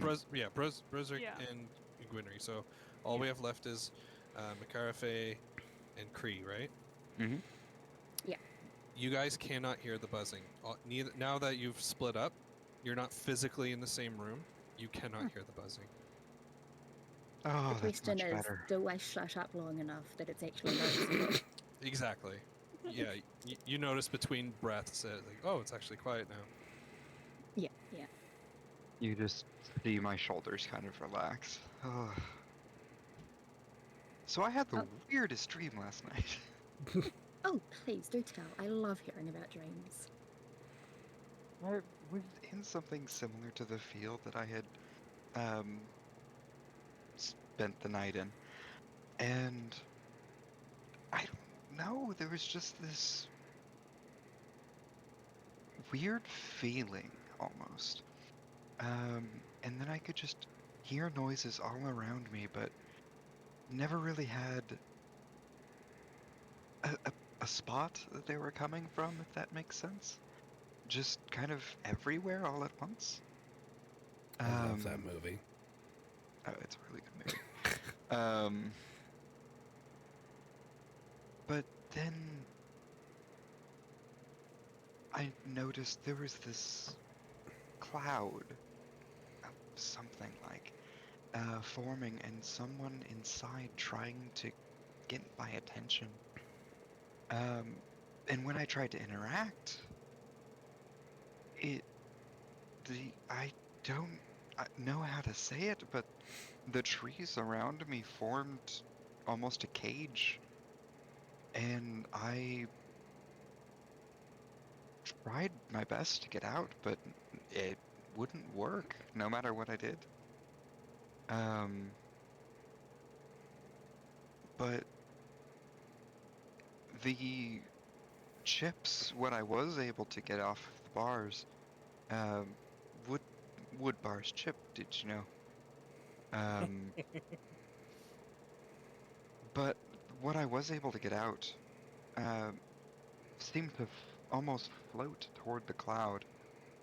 Um, and as they interacted, it seemed like they almost pierced it, um, to the point where I could hear the person inside calling my name and just calling out, "Look out behind you," or something of the sort. And next thing I know, behind me, there's just this odd chimera, uh, this creature with different heads, different bodies, and it was just morphing constantly before it just called out to me, and I woke up. Tell me, did you recognize the person in the cloud, by chance? Was it someone you knew? No, he wouldn't have known. Mm. Or, yeah, she wouldn't have known. Yeah, no, I didn't recognize them. They were this Fey woman. Um, I think you're and the it's, only person who was able to tell it was a fae. hmm.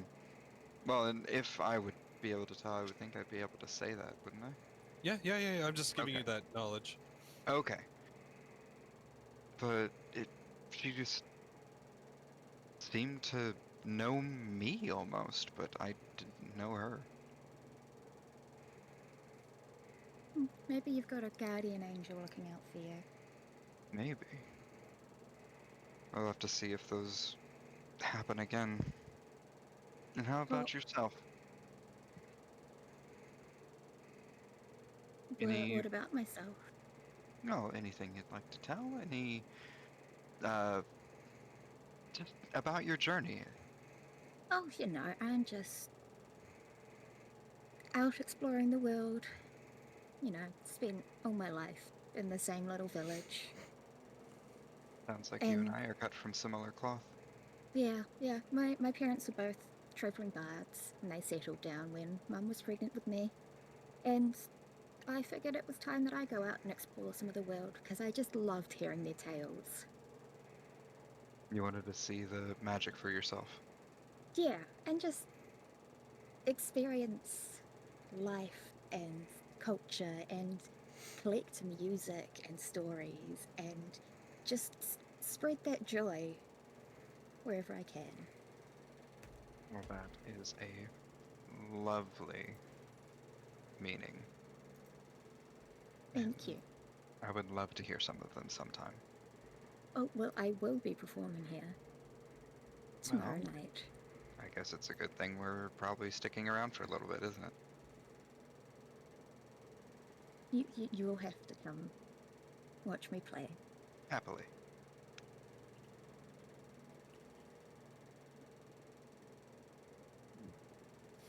All right.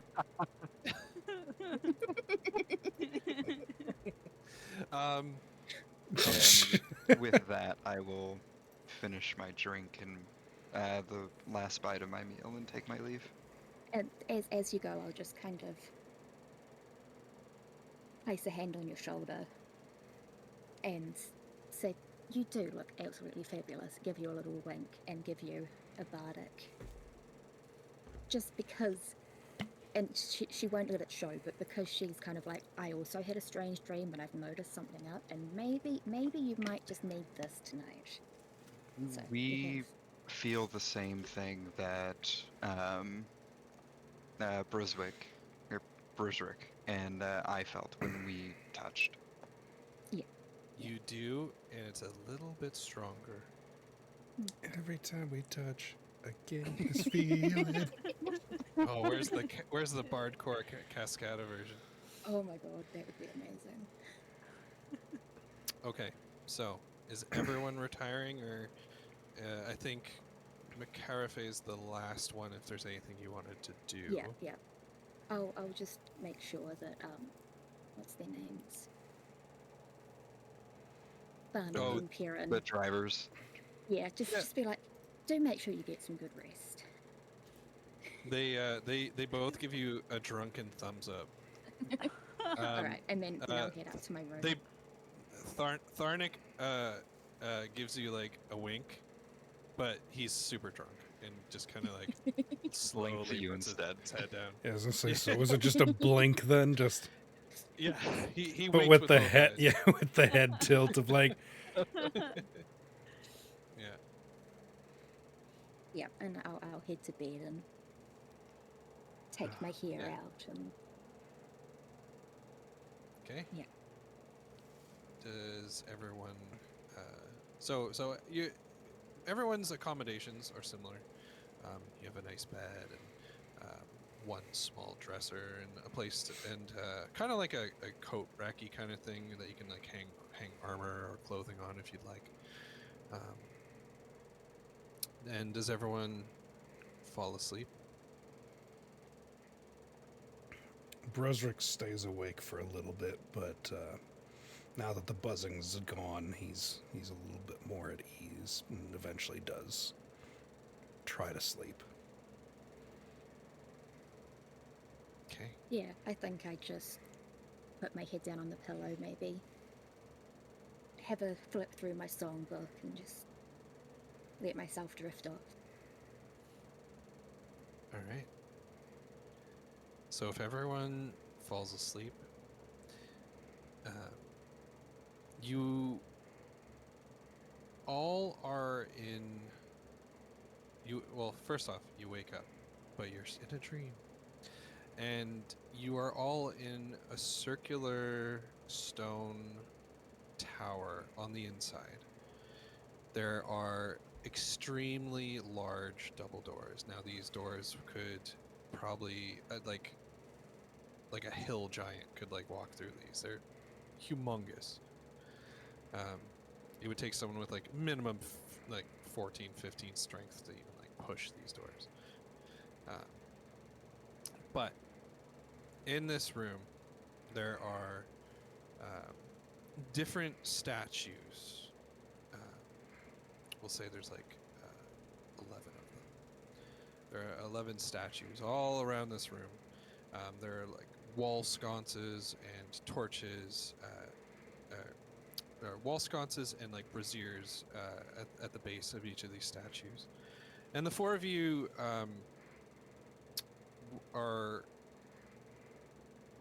you find yourselves equidistant from each other, kind of in a square shape.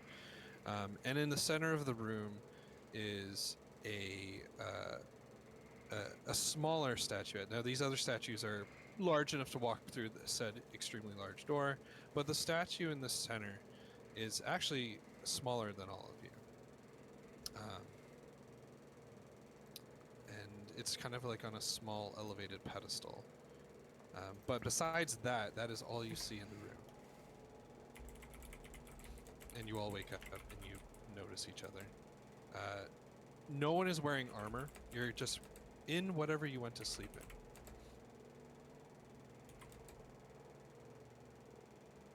in. Oh, well, then I'm wearing armor. Always ready. That's right.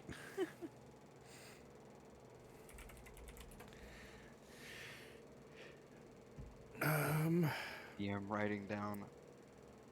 Have to remember, Paladin is armed at all time.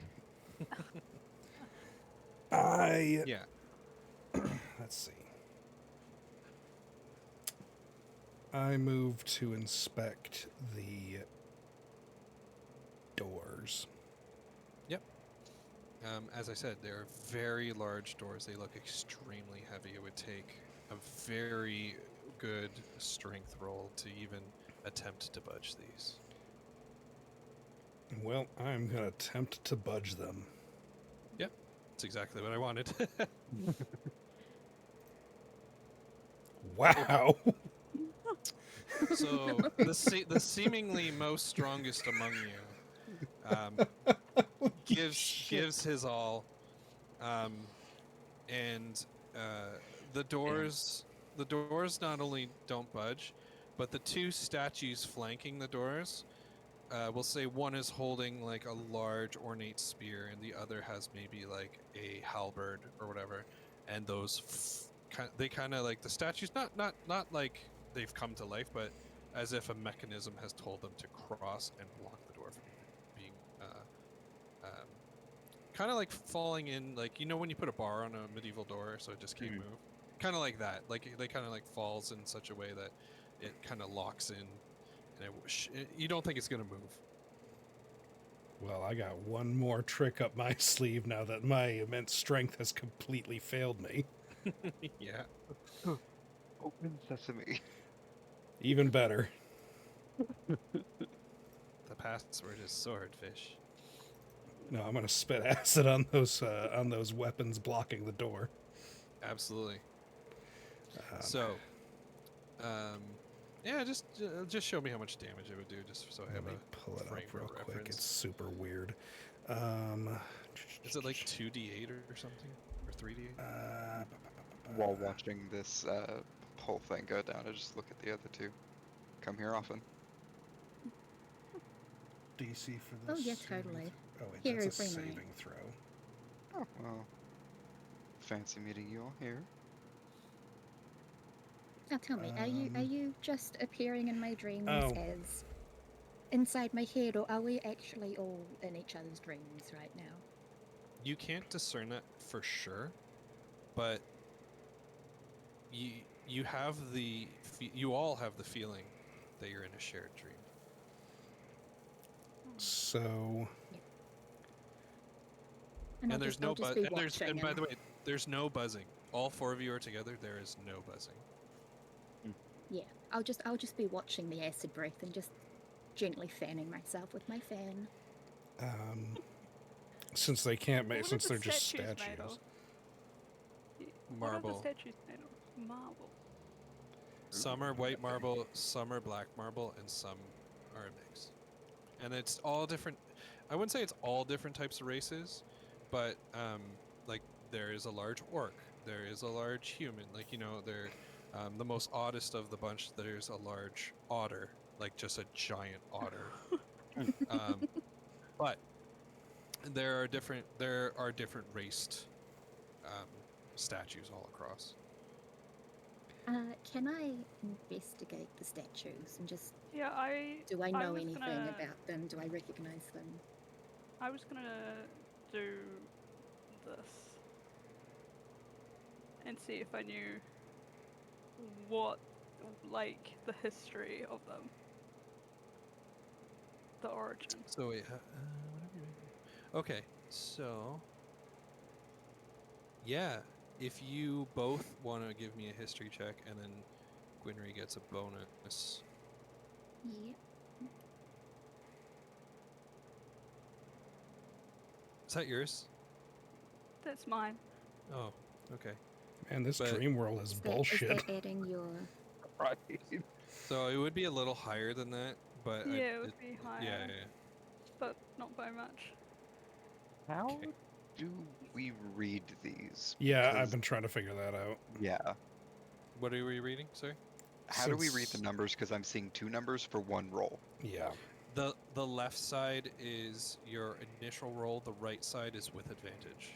Or disadvantage, I'm guessing. Well, Yeah. Okay. So every time I hover over it, it says. Because that makes no sense, though. Because. Wait. No, it's the same roll twice. And then I've always rolled it as the left one is your roll and the right one is if you have advantage. Okay.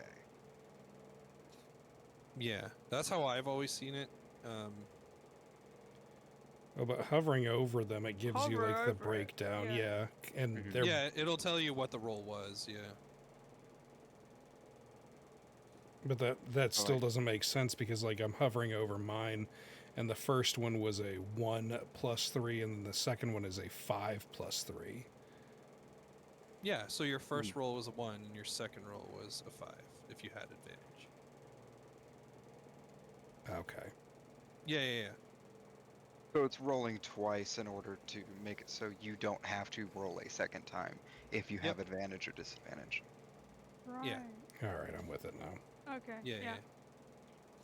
And always make sure your breakdowns are correct as well. Like if there's supposed to be a bonus from somewhere else or whatever. Hmm. Yeah.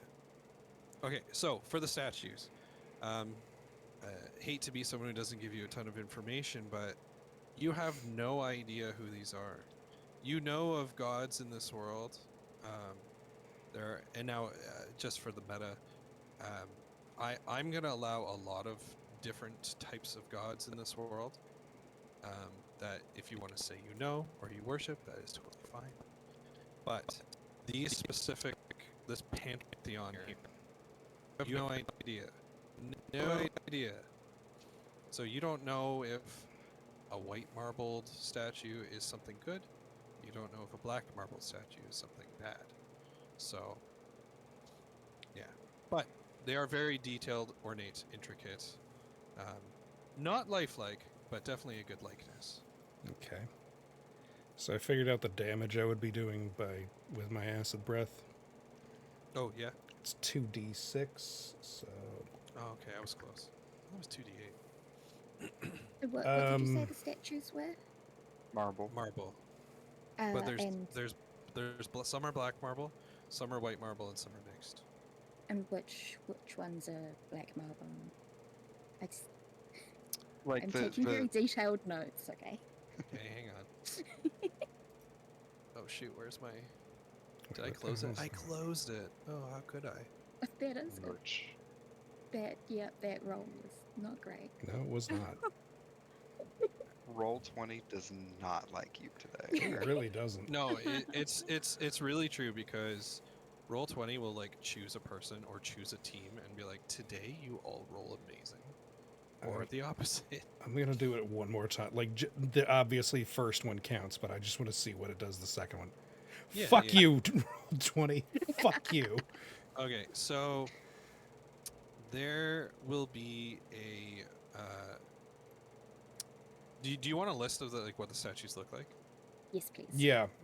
Okay, I'll try to be quick with it. So because I know we're past the 2 hours we said we'd do, but Yeah. I'm yeah. fine. if you are all okay, I don't then have I'm anything good. going on Yeah, tomorrow, so I'm good. Okay, so the first statue is a large cat folk, like humanoid cat folk, like a tabaxi or something like that. Now, are we talking the first statue, or these different from, like, aside from the ones that are barring the door? This one is barring the door. Okay. And is this one the spear or the halberd? This one is the spear. Is a female catfolk.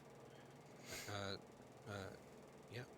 Okay. And this one is white marble. The next statue is a human. Look for a statue. This is probably the plainest looking statue of them all. I mean, it's of a human, so. Yeah. This human has the weapons it's wielding are. Do you guys know what katars are? Yeah. Let's see if I get. Yeah, I'll get a picture. Really quick. Katar weapon. They're. Here we Those go. are like some of the dual-handed weapons you can get in Dead Island 2. Oh, okay, great. I'm like Yeah, 90% sure that's what those. they totally look like Were. assassin-y kind of weapons. Yeah. Mm-hmm. Yeah. Yeah.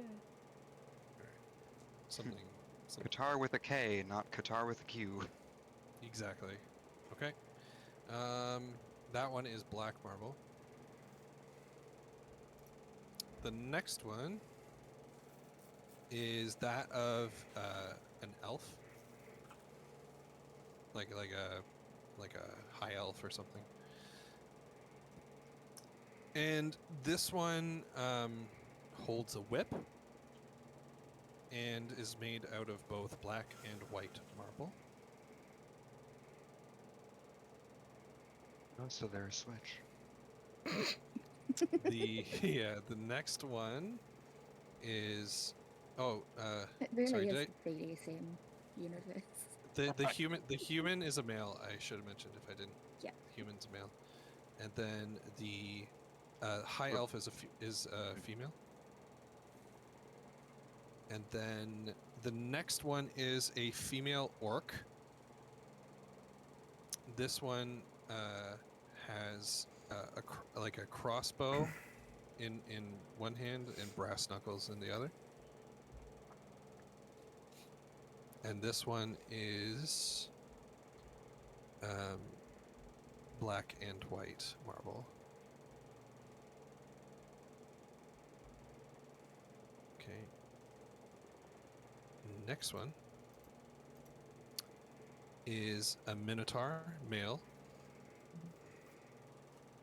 completely black marble, holding an extremely large sword and a giant kite shield. So it's just a giant shield. Okay. Next one is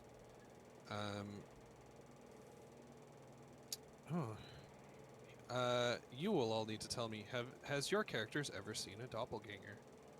What they naturally look like?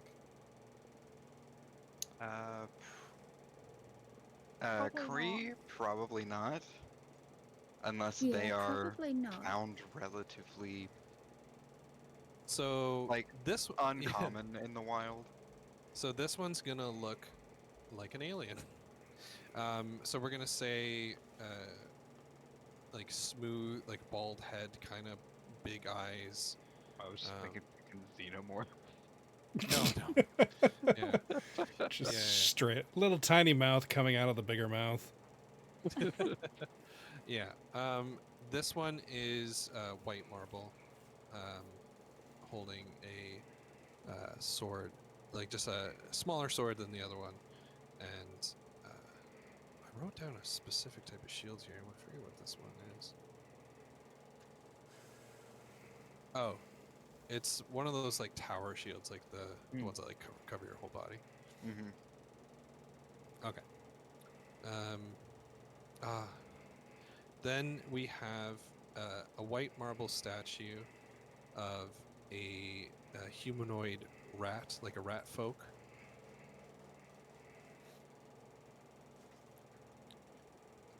All right. And it's a male, not that. I don't know how many. We're almost done. Next is a tiefling, female, with black marble.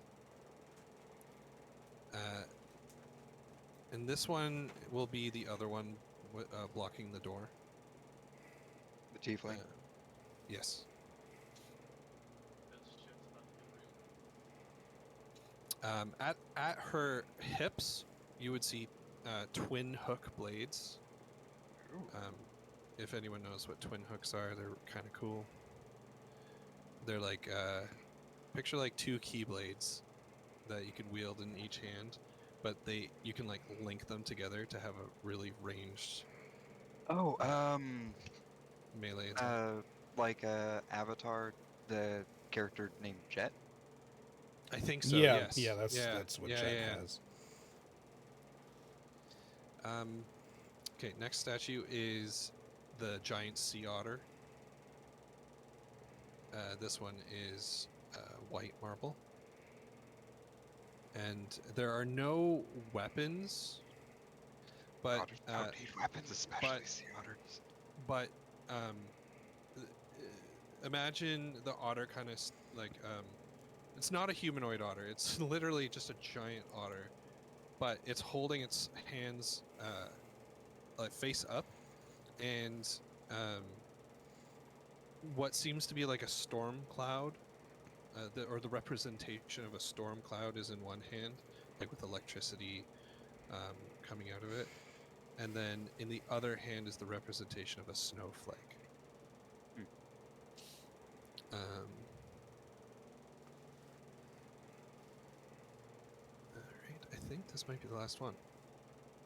And then the last one is a dragonborn. Except for this dragonborn has like the stereotypical fairy wings, like except for they're huge. Like picture like like those butterfly kind of fey wings, like that on top of this dragonborn. Okay. And this one has like instead there's like no weapons on the dragonborn except for these giant like attached dragon nails, are like they look deadly. Um, so you wouldn't want to get into melee. And then that one is black and white marble. I think that's it for the statues. Except for the statue in the middle. That tiny, tiny, tiny statue in the middle. The one in the center of the room is a small stone fairy.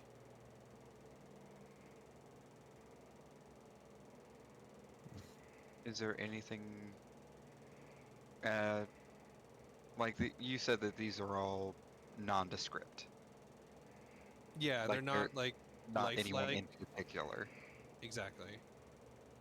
Like they are what they're supposed to represent, but they're not. Yeah. Like smooth details. Yeah. Like time worn, but not weather worn, kind of thing.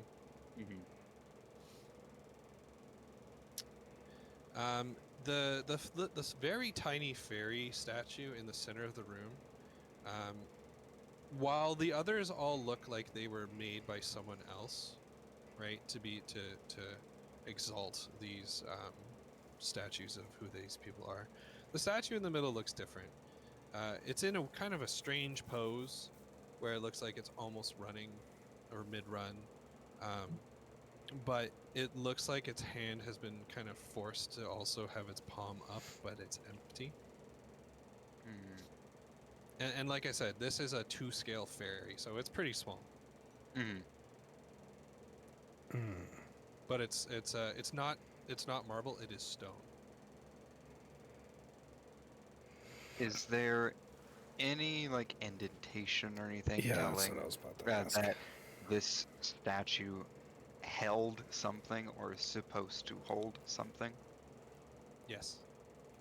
It looks like it could, there's a small circular indentation in the very center of the palm of the hand.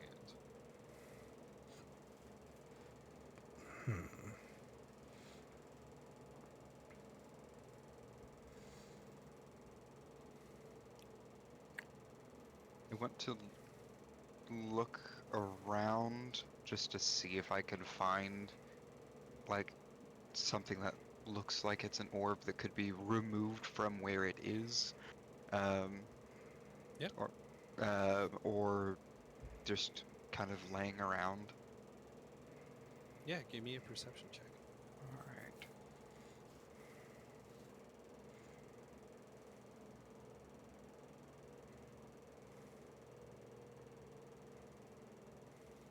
Oh, do you convey this to anyone else?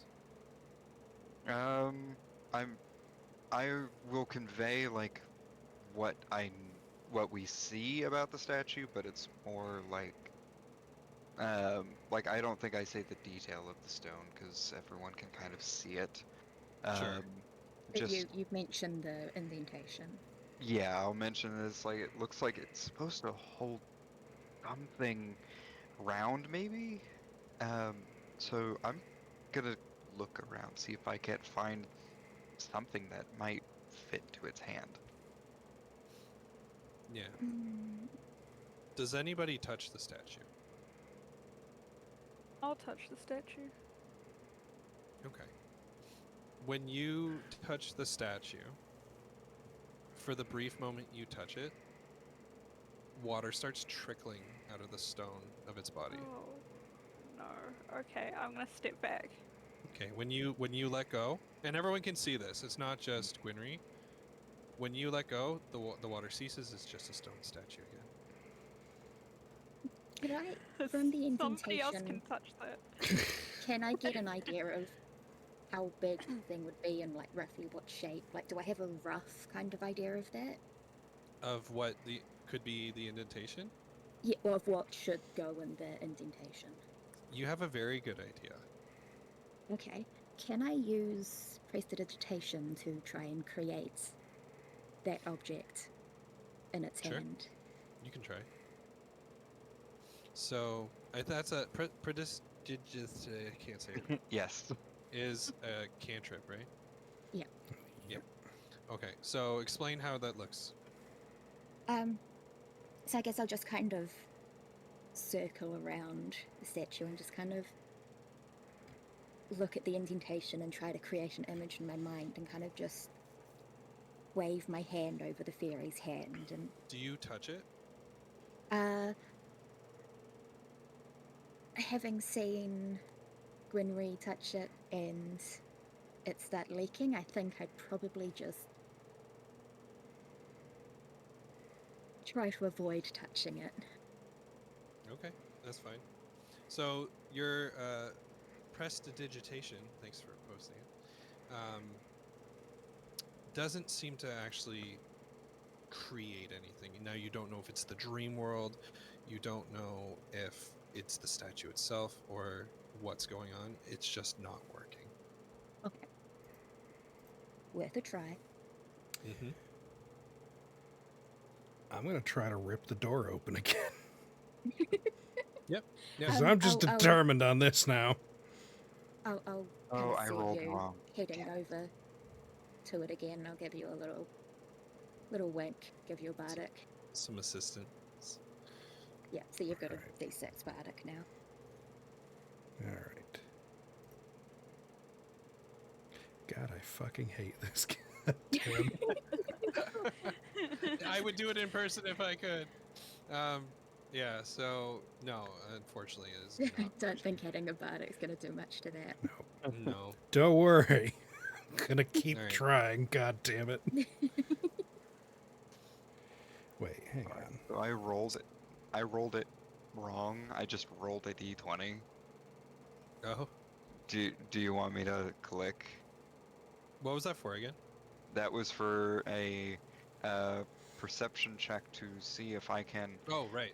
No, Like- that's good. having worked out what it could possibly be. I'm just kind of like on the search for it. So Yeah.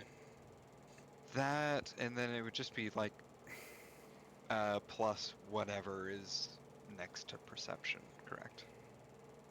Yep. Okay, so that would be a math, please math. Well- 23. Oh, yeah. So, you take some time to look around the room. We'll even say you try to get an aerial view of things. Yeah, because I Um, can fly. Yeah, but one thing you notice that nobody else, for whatever reason, cannot see. There's a small glimmer of like faint light coming through the fabric of Mikara Faye's pocket. But like no one else is seeing this. In my defense, I'm really focused on these doors. I'm just envisioning I'm almost you. afraid for Bizarre to touch the statue. I gotta So, touch yeah, it, you and both- that's when I'm gonna finally get a great roll. He touches it and Just He just, like, explodes. breaks it.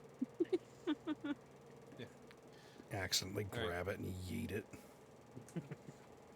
So, do you want to do something with that info, or does someone else have an idea? I would say it's like, since my thing is taking time, if anyone else has anything else they want to do before I say what I see. Yeah, because McCarthy does not notice this. Mm-mm. Yeah, I think I'm too busy just giving moral support. To the dragon. You can do it. You can open the door. I believe Damn it! in you. I'm opening. I'm trying the door again. Damn it! Unless anybody else You has got any this. On the objectives. shoulder, on the back. It's like that the chibi anime, like, you can do it. Yeah. Fucking hell! What the fuck? Better. You feel it budge. You feel it, like, kind of You give a can- little, but, like, If you do, almost you can as if, add a like... D6 for the bardic. Oh right, Yeah. bardic inspiration. Yeah, so it's a D6. Okay, so roll a d6 too. All right. Hey. Yeah. All so right. 17. So with a 17, well, let's do it this way. With your 12, you give it a push, and you feel like you've lifted the door, but it kind of sunk into a groove, like, beyond. But with some extra gusto and cheering, you really give it your all. It lifts again, goes outwards. Except for when you do that and the door opens, all you can see is a shadowy void. Dope. Yeah, I so like will- you could probably take like 10 steps out, like 10 solid steps before it there's like a ravine. Oh, not a ravine, but like you're almost like on an island. And there's just a shadowy void. Island void, lovely. I Yeah. will cast Dancing Lights. Okay. You don't sense any threats from this yet, but you have an ominous feeling as if maybe you shouldn't have opened the door. But I don't. Do we all don't kind see, of does it roll? light anything up? Like outside the void area? Or in the void area? No, it's like actually let's see. Let's just double check so I don't talk over what a spell can Jesus do. Christ, 120. 4 torch-eyes lights. Or you can okay. Yeah, so the shadows kind of, you get the sense that there's a sort of magical darkness. Yeah. Yeah, but it's good to know that's what it is. So Okay, like so the you, Dancing Lights doesn't cut through it. yeah, so you see your kind of orb kind of go, kind of how range 120 feet. So it goes like kind of out into the void. You'll see kind of one just bipping and bobbing, and then kind of gets swallowed up. But then it kind of like you kind of pull it back. Okay. Yeah. But like I said, it's like a swirling, slow darkness. Like I don't know if any of you have played like Breath of the Wild. Mhm. Like imagine how like the Shadow Ganon is kind of like moving around the castle in the sky. Yeah, yeah. Yeah, imagine that like that without it being a creature. It's just like weird moving shadow, living shadow. Okay, but so we're getting a bad feeling from having this door You are open getting now. an ominous feeling of having this door open. Well, time to try to shut it again. Unless anybody Are has there any any handles objections. on these doors? There were braziers and wall sconces with torches in them, Okay. which Um, just seemed to be lit when you Mhm. awoke. Well, I was just like, if we have something that we can grab onto to pull the door shut. Oh yeah. I mean, there's enough grooves and Mm. edges that you can. In the decoration that we can use Right. them. Yeah. Through the power of determination. So, I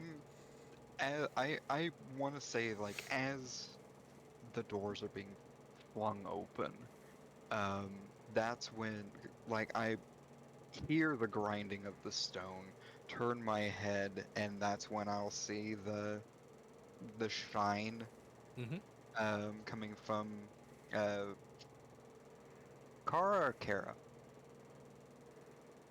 Macarafe. Makara, okay. Yeah.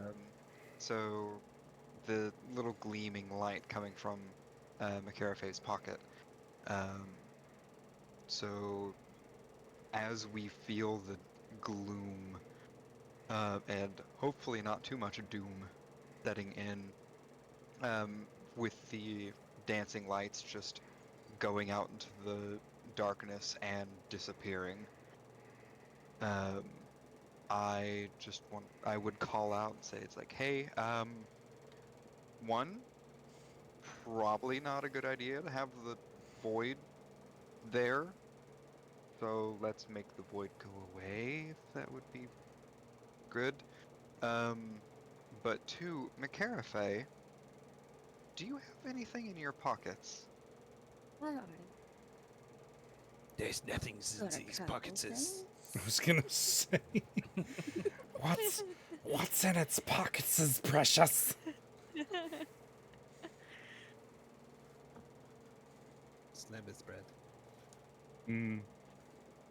I guess I'll reach into my pocket and So, the minute you reach into your pocket, you almost have a flashback to your nightmare. Yeah. And the little, like, pearl that rolled to you that Mhm. helped you escape, it's the same pearl. It is luminescent, with that, like, strange rainbowy white light. can I like have a look at it and see if I can like am I getting the idea that can help with the darkness and how would it Yeah. help? I'll give you that for free. Okay. You feel that the light coming from this item would probably pierce the magical darkness, because it is strange and it is and like you've already witnessed firsthand, it's powerful magic. Mm. But like I said, it is about the size of like a pearl.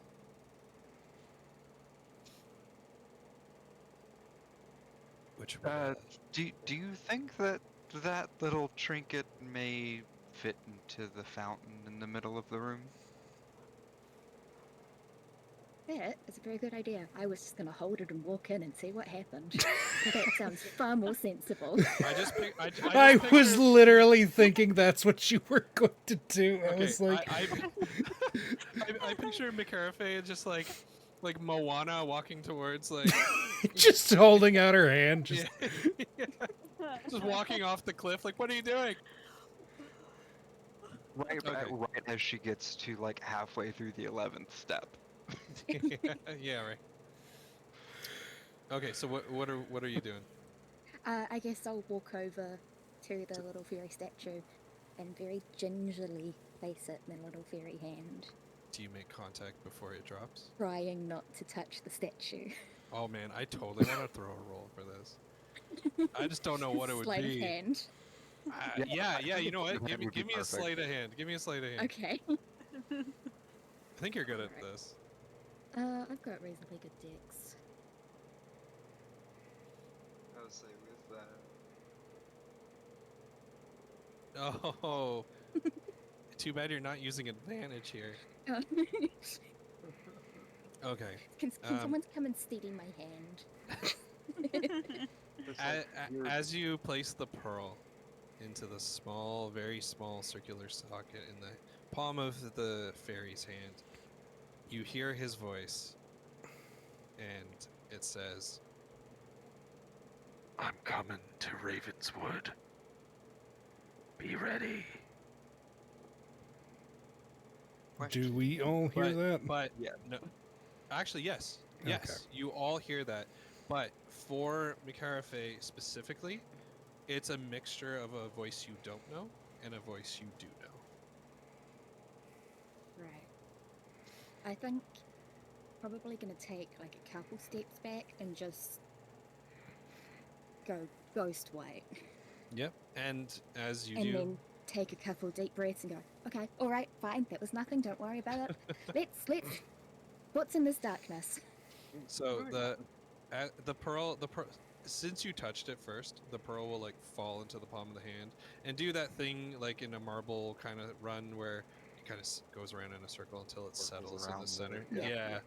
Um, and once it settles in,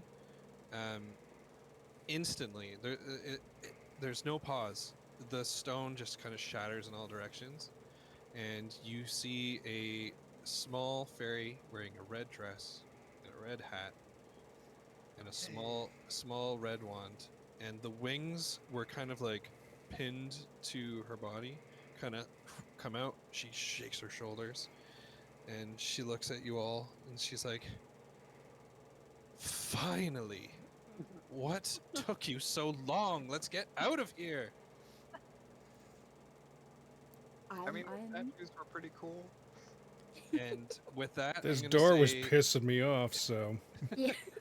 and with that, I'm gonna say you all wake up. You Yeah. are back. You are back at the inn, Genevieve's Inn. And whenever you decide, whoever's the first one who decides they're going to wake up and leave their room, will notice there is now a fairy with red clothing and a red hat and a red wand with beautiful wings in Miss Genevieve's inn, sitting in the common room, patiently waiting. And I think that would be a good spot to end That's a great spot to end. for now. Yeah. Yeah. Yeah. after Okay. I have accomplished jack shit. Hey, we're starting the story. I know, but just all of my wasted rolls. You got all the bad rolls out now. Yeah. Sure, we'll see. Yeah, like the last session I had with my other group, they all rolled 18 plus, and I was like, I'm sorry, did I put a challenge in front of you? Like, it was insane. So it's nice to see a mix here. It's Okay. like you roll 20, help the DM for once. Yeah, and we'll have the next few weeks to perfect everyone's character sheet in here, and I'll be able to get hopefully I'll get all the NPCs, and I can put like handouts. I realized as we were playing. Yeah. Okay. Did you guys have fun? Yeah. Oh, yeah. Oh, okay. Cool. Good.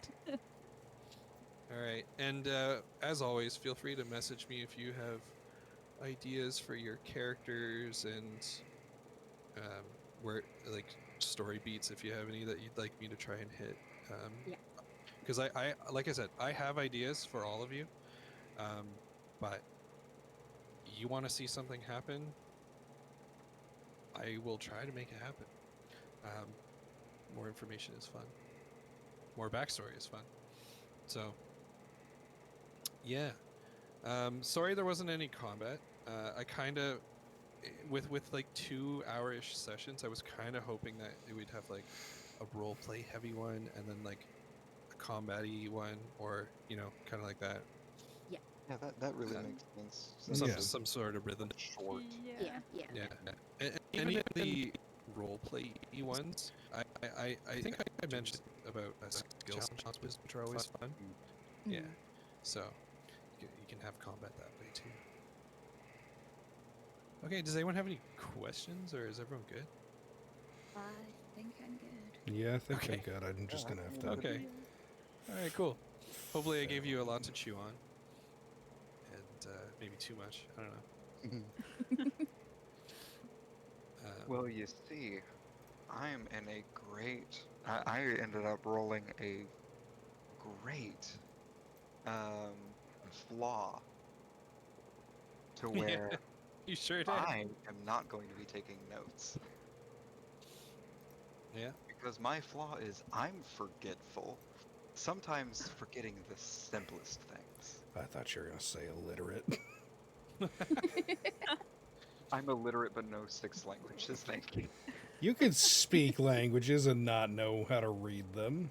Oh, I know. He That's has what a I'm saying. point. It's like I can't write worth a damn, but I sure know how to say something. Okay, so on my negative roll chart thing for illiterate, the action is you cannot read. Effect: you do not begin play knowing how to read any languages. It takes you twice the time and money to train yourself to read any languages. That is wonderful. I would honestly be really curious to see how that would work with Druidic, Oh my god, yeah. being as Druids are from level 1, like proficient in Druidic, Yeah. and being able to read it and I would assume write it and speak it. So it's like an illiterate Druid at level 1. Now, small question. Does it benefit anyone? Because it doesn't personally matter to me. Does it benefit anyone to upgrade to level 2 for the next session, or do you want to, or do people want to do a combat at level 1 for those who haven't done D&D combat? I think level 2 is when druids choose their circle. Yeah, that's It what is. I got. That's why I brought it up. Yeah. Yeah. Since I I don't have think bards get anything. Because I don't mind milestoning this first session into level 2. and when it comes with me, I am relatively used to this combat, so I'm gonna say kind of like anybody who hasn't. You guys, I do get jack of all trades at level 2. nice. Now, Zom, are you the only one who hasn't played D&D, like, and done D&D combat? Yes, I believe so. Would you be comfortable starting combat at level 2, or do you want to still see what it's like at level 1? It's going to be generally mostly the same. You just get kind of more tools. Mm-hmm. Yeah. It's up to you, though, because, like, I'm pretty sure everyone would agree with me that, like, it's okay to see what it's like first and then go from there. Yeah, well, because my character is very much not kitted out for combat, and Well, that's the thing. kind of You don't story need to be, reason for that. Yeah, and that's the thing. You can play it however you want. You can play full support. Like, an unpopular action in my other groups is the help action. yeah. Yeah. So, and there's tons of spells and cantrips that are, and as a bard, you inherently have druidic, or not druidic, bardic inspiration. Yeah. So, but I want if to you, see if there's druidic inspiration. oh my god, I'll make an item that gives you druidic inspiration. Multi-class into bard and druid. I mean, Oh my, I am proficient in flute.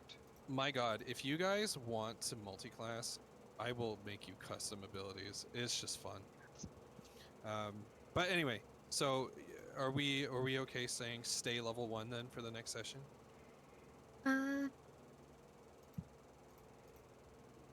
I'd be fine with that. Yeah, I'm fine I, with I that. don't mind. think so, as long as someone can be a meat shield for me. I mean, we do have a paladin. Yeah, That is. because I that get the is my feeling if role. I get just one hit, I'm going to be down. Fair. Okay, so I am wait. very squishy. So what are we agreeing to? We're maybe running into the BBEG very early on. So what do you guys want to agree to? Yeah, I'm good go to with- stay at level 1 as Okay. long as someone can be my Yeah, meat I'm shield. fine with that. Let's go level 1. Okay, that's fine. That's Yep. totally fine. Just from next session, like I said, 200% bonus to experience, so I will calculate it as normal and divvy it out. So it'll be, yeah, so like if a goblin gives you 10 experience, which they don't, but if it gave you 10, and then I would double it to 20 and then divvy it by 4. Okay, I was gonna say, it's like, is it going to be split evenly, or you did more damage to this creature, Nah, or nah. you get the chunk of the experience? I would Okay. get no No, experience. the only time I will You split get people's support experience. the only time I'll split people's experience is if you can't make a session and we're gonna just run a session. Mm-hmm. Because I think I have a decently acceptable cover for why someone might disappear in this kind of world. So So, Especially, like a lot of the combats in like dream worlds or something. mm-hmm. Bizarre, you were gonna say something? oh yeah,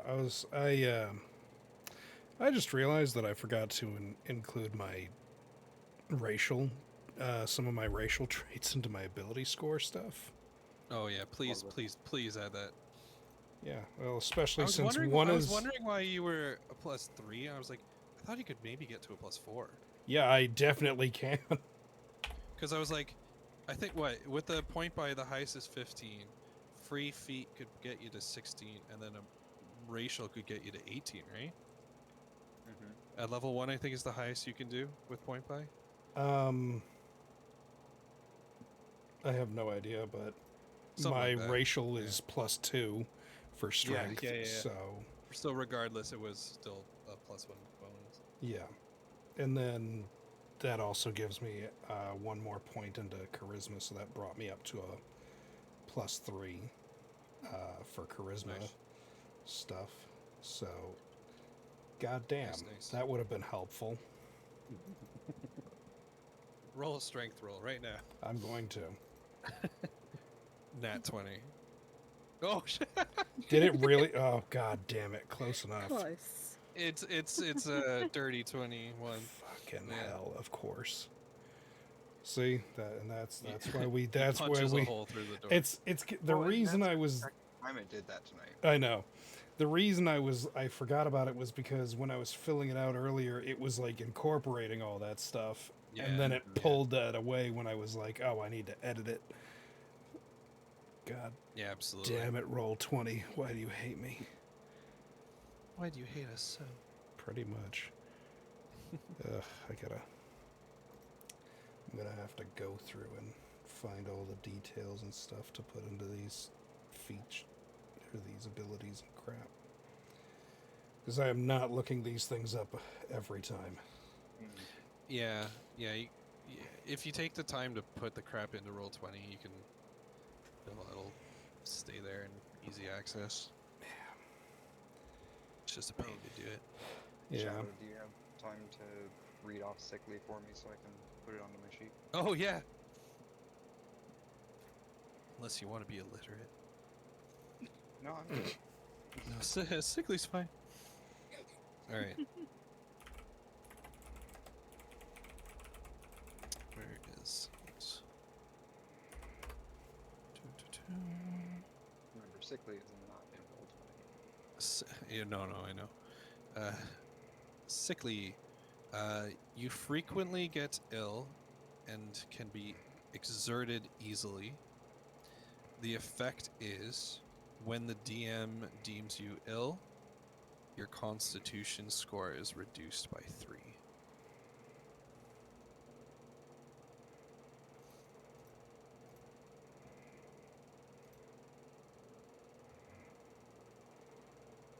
I like how under sickly is uneducated. Oh my god, that's the worst.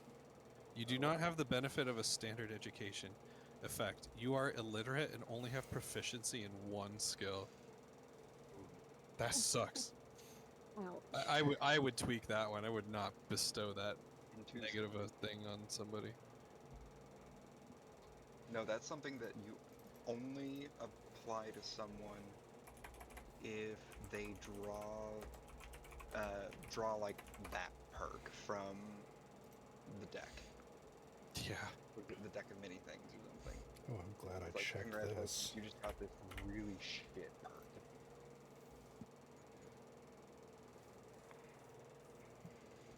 Forget everything you know, dumbass. Yeah. Alright, I'm gonna set in Roll20 the next game. Unless people tell me right now you can't do it, it would be December 8th, same time. Should be good. yeah. 2 weeks Yeah. from now. Mhm. Yep. Cool. Awesome. And at 10 p.m. Central. Yeah, I got 12 a.m. EST. And 5 p.m. Is that the same? Yes. Yeah. Okay. All right. Mhm. Because like I can't remember if you're 17 or 18 hours ahead of me. It just changed because of daylight savings. Right. Yeah. Right now on my end, it's still saying 11 p.m. CST. Oh no, 12 p.m. EST. Yeah. Okay, so that's right. Ignore me. All good. Another quick question. Yes. How do I adjust? Because I'm wearing chainmail, Right. and that gives me a disadvantage on stealth. How on D20 do I adjust that kind of information? Well, remember it rolls 2 dice. So Right, so I just we wouldn't would have- take your lowest, yeah. Okay, that makes Yeah. sense then. All right. Yeah, advantage and disadvantage are kind of built in to the abilities, which is kind of nice. Okay, so advantage is roll You twice. take the the highest. Okay. Yeah. Okay. I just I was it's never sure on those. yeah. Sorry. Yeah, disadvantage doesn't come up too often, but it can. Mhm. Especially if I have like targeted monsters that instead of doing tons of damage, they put a lot of debuffs on you. I tend not to use a ton of those unless like I'm like, Honestly, when you mentioned that it's like there's a statue in the center, and like everything is marble. There's a statue in the center of the room, and it's made of stone. I'm just like, oh fuck, are we gonna fight a chimera, or not a chimera, cockatrice at fucking Yeah. level 1? no, no. Yeah. Now, have any of you watched Solo Leveling? I haven't. Okay. That's on my list. All right. Well, the vibe I was trying to give was like the first few episodes of Solo Leveling. Not exactly the same, obviously, but I was like, yeah, yeah, you should watch it. It's good. Season 2's coming out in like a couple weeks. No, January, I think. But still, soon. Guess I better start watching. That's so good. I need someone else to talk about. Oh, Man, although, man, still not getting good. I was semi prepared for all of you to touch the fairy statue. But then I was like, I really wasn't sure where I was going to go if Bizarre touched it. I mean, to be I'm fair, just gonna get PTSD again. right? Yeah, just make it I- worse. Just Emphasize it. I think make me with, break my oath character- immediately and become just with my first 2 character's sessions switching to background- Oath of Vengeance. With my character's background, she is very wary of, oh, random thing in the middle of the room. I'm gonna interact with that without like studying the thing to make sure that it's Yeah. not gonna do something to me. No, it's all good. And that's just the thing. I had an idea for you as well. But I kind of almost didn't have to because my idea was if Kree were to touch the statue, that the doors would burst the opposite way with that creature. At the minute you take your hand off, it would dissipate. But like I said, I still wasn't exactly sure what I was gonna do with Bizarre. I guess I could have summoned like the 3. The 3 guys. Yeah. 3 guys murdering else again? just more people.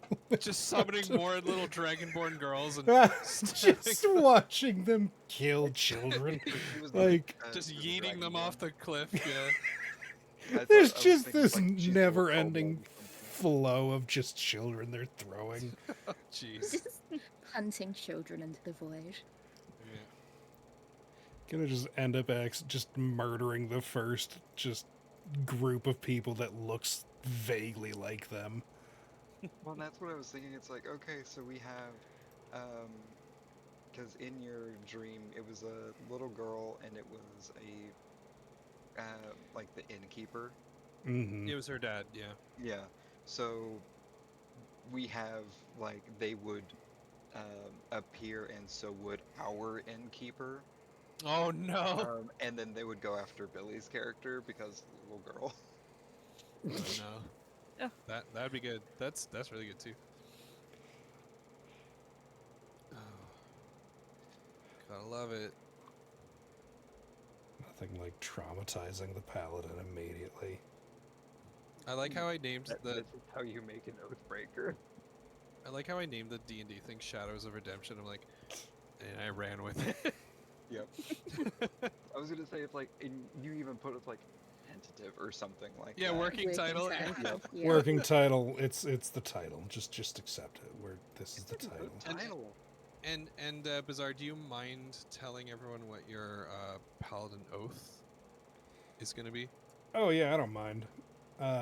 It is the Oath of Redemption. Anyway, Yeah. hell yeah, So it let's works go. perfectly, as long as I don't immediately have to switch to Oath of Vengeance, which will be kind of a whole pain in the ass to do, but I've done it before. I'll do it again, damn it. All right. You broke my oath. Man, I feel like I lucked out. I got Well- to play D&D twice this weekend. Nice. Oh wow. Ooh. Oh, yeah. And Shin's switching oaths isn't breaking your oath. Mhm. Breaking an oath would be I just decide, fuck it, I'm evil now, and I'm gonna like just go complete 180. But Yeah. switching oaths is I just decide to so like Oath of Redemption right now, the whole thing is violence is my last resort. I'm supposed to try to like take evil people and redeem them before, gutting them. Now if they're irredeemable, so like if it's Take evil people and redeem them and then gut them. well, like things like undead, demons, devils, and like other supernatural, like things that are inherently evil, I am 100% just like Zombie on races in site the with den. them. That's right. Yeah, It is on site with those Yeah. things. Shadow people get fucked. That's right. If it's something that's just like 100% evil, can't be redeemed, I don't have to try to reason with it. I can straight up just murder it without having to think about it. But Yeah. then if I were to switch to Oath of Vengeance, I am just violence incarnate. It's open season. Yeah, like I don't need to, like, there is no need for justification if I see that it gets, in the end, the violence causes good. Obviously, I chose to go a different route because don't need to, We don't need murder hobos. Yeah, like that's not even murder hobo. That's just sanctioned murder. Okay, we're bringing the 40k universe in. That's but with right. dragonborns. That's right. I have a little stamp on my shield that says the license to kill. Hell yeah. But no, Okay. yeah, so the last time I Shadows. played Oath of Redemption though did not go well. Oh no. Really? Is that the one you based your Baldur's Gate character on? Yes, yes it is. That's the one where everybody died but him. Oh man. Yeah, it was a very brutal how it played out was we ran into Big Bad right like early on, and it wasn't supposed to be a fight. It was supposed to be, like just a story moment, An Yeah, encounter. yeah. Yeah, like we were supposed to just talk to him. He was going to give his evil monologue, and then he was going to fuck off. Our rogue decided that it needed to be an encounter, like an actual, like, real encounter, and the DM was like, hey, you know what, we'll roll with it and see how it goes, and then proceeded to, because I was the biggest threat, because it was like a necromancer trying to turn himself into a lich, so I, being the paladin, I was the main threat to him, so he used some homebrew amulet that the DM had made that like caused me to be frozen in place Oh man. until I could make a it wasn't a constitution save, but I was getting shit rolls. Like, even though I had a good constitution modifier, I was like getting like 2s and 3s, so it wasn't high enough to actually like pull me out. And so this necromancer proceeds to just murder my entire party in front of me because they weren't willing to back down, because they Yeah. thought I was gonna die if they left me there. Oh man. And so he gets to watch all of his friends that he had been on like a couple adventures with get murdered in front of him. Especially the bard who was his like his they were besties. It was a little gnome bard, and she got like skewered right in front of him. And like to the DM's credit, she was like going hard with this, but of course after the gnome gets killed, that's when I finally get my stupid saving roll goes through. And Perfect cinematic. yeah, it was way too perfect, especially since after that all of my rolls started being like stupidly high. There's your oath of vengeance, right? Yeah, there. I There's- started becoming an actual threat to this boss that I should not have been a threat to. So she's kind of like, yeah, she was kind of like, oh crap, I don't want to waste this boss character, so did like another little bit of, you know, DM bullshittery, like you do. And he breaks off a chunk, like a piece of my horn, and then fucks off, like, and leaves me surrounded by the corpses of my friends. Um, That's and fun. yeah, so I said, all right, time to switch oaths, I guess, because I don't think Redemption's gonna be cutting it right now. And did the oath of vengeance, and basically the rest of that campaign was the way I got my new party was I decided to uh, build a team to go murder his ass. Oh man. And yeah, I spent the entire rest of that character just being violence incarnate. And anytime I thought there was an evil person, they got whacked. I think you're evil. Die. Like there, I mean, I use detect motive and detect evil and crap like that all the time, and if I got the sense that they were, Fails a roll, kills that lawful and good character. hey, again, didn't matter. If I thought the means Everyone justify else or feel the like, end justified the means. right. It's like, dude, what the hell? That was my grandfather. It's like, fucking oath of vengeance. Well, now imagine this too. My sword that I was using, by the point where like when we finally started to get to like close to the end of the campaign, I was using a stone giant sword. And so I'm just lugging around this sword that's like it was like Guts. Mm-hmm. If Guts was also carrying a tower shield. So every murder was just excessive and spectacular. Remember when I said that one of those statues had a tower shield? Yeah. I had written down, let's see if I say it right. Pavise shield, Pavise. And then like when I was saying, I'm like, oh, what the hell is this? I googled it again. I'm like, oh yeah, it's basically a giant ass tower shield. I love medieval. Oh yeah, like the ones that looked like doors, but they had the weird Yeah, little yeah. Yeah, they're like rounded door, like curved Yeah. doors. with that weird little lump in the middle for your arm. Yep. Yeah. But yeah, so hopefully I don't have to be that psychopath again.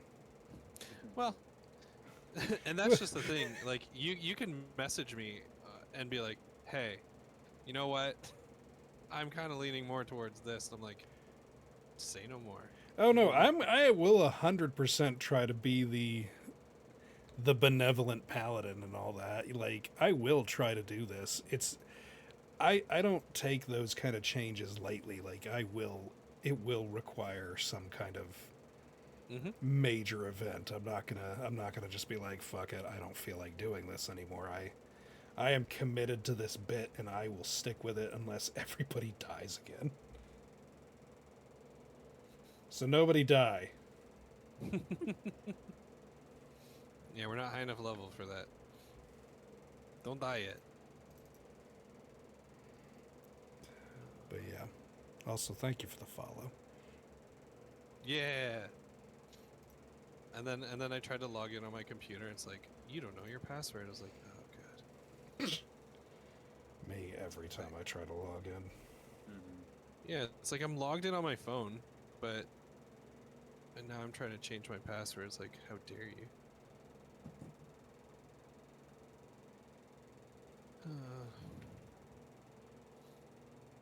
Technology loves me. Especially today, it seems. Seriously. Especially, I'm glad that especially we today. figured out the voice chat. Yeah. Yeah. Yeah.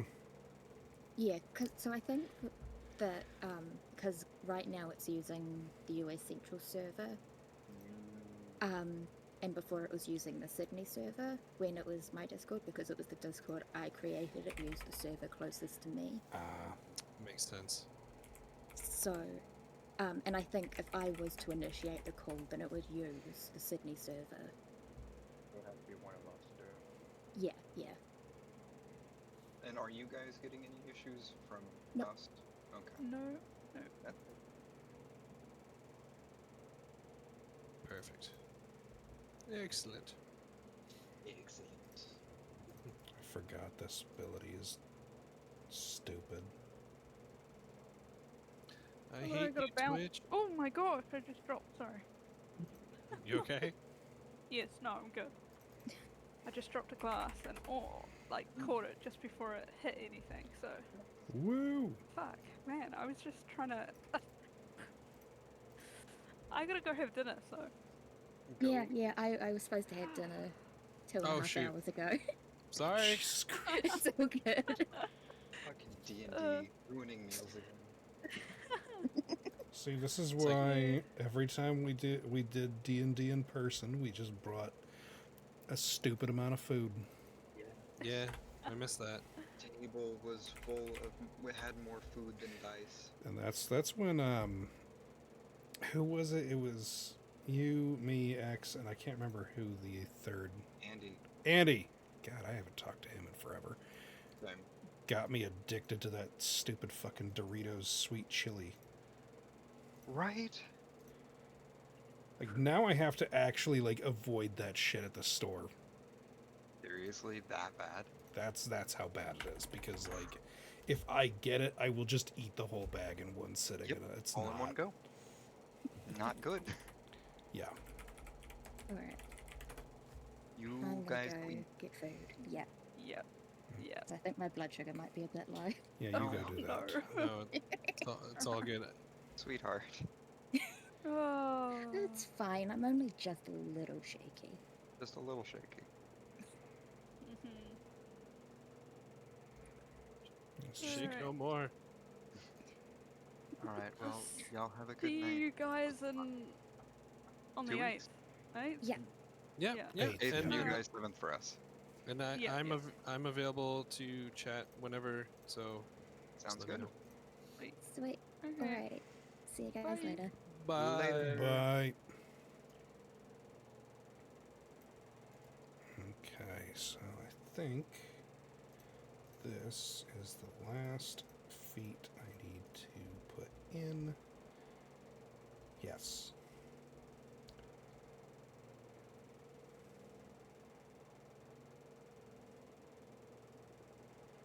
Oh, that's going to be a fun one to use.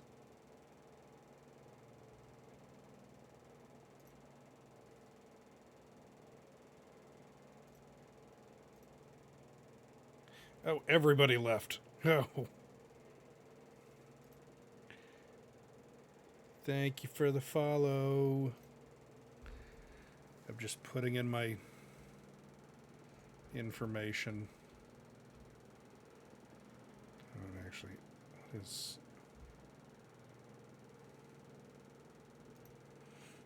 Sorry.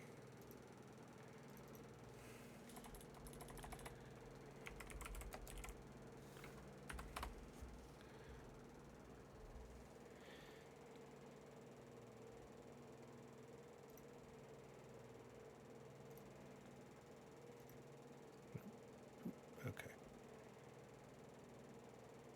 Oh, okay, so I just don't take acid damage. Dope. Fantastic. Alright, that should be everything. Alright, well, this was a fun start. I'm very excited to actually... oh, thank you for the sub, Shadow, thank you. Really appreciate that.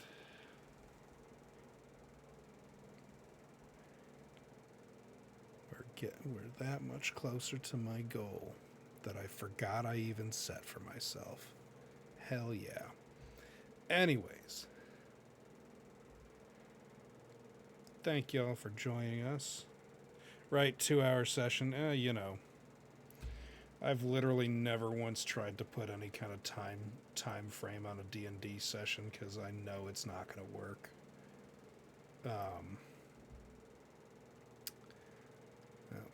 Just realized that's a bad spot for that. How about there? There we go. Not that that matters right now. We're going to do a strength check now.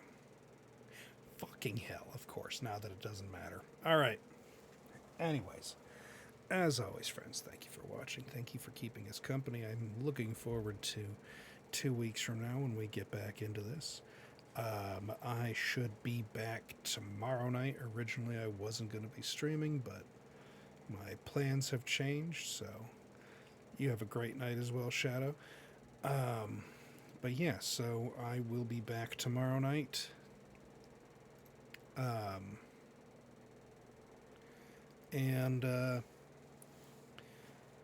Yeah. See if I can maybe get Shins and Zombie together. I got a game for all three of us that it'll be funny if we when we play it, but I'll figure it out. We'll figure it out. If not, I can play something else. But yeah, as always, stay safe, stay healthy, take care of each other. Love y'all, and I will see you next time. Good night, everybody.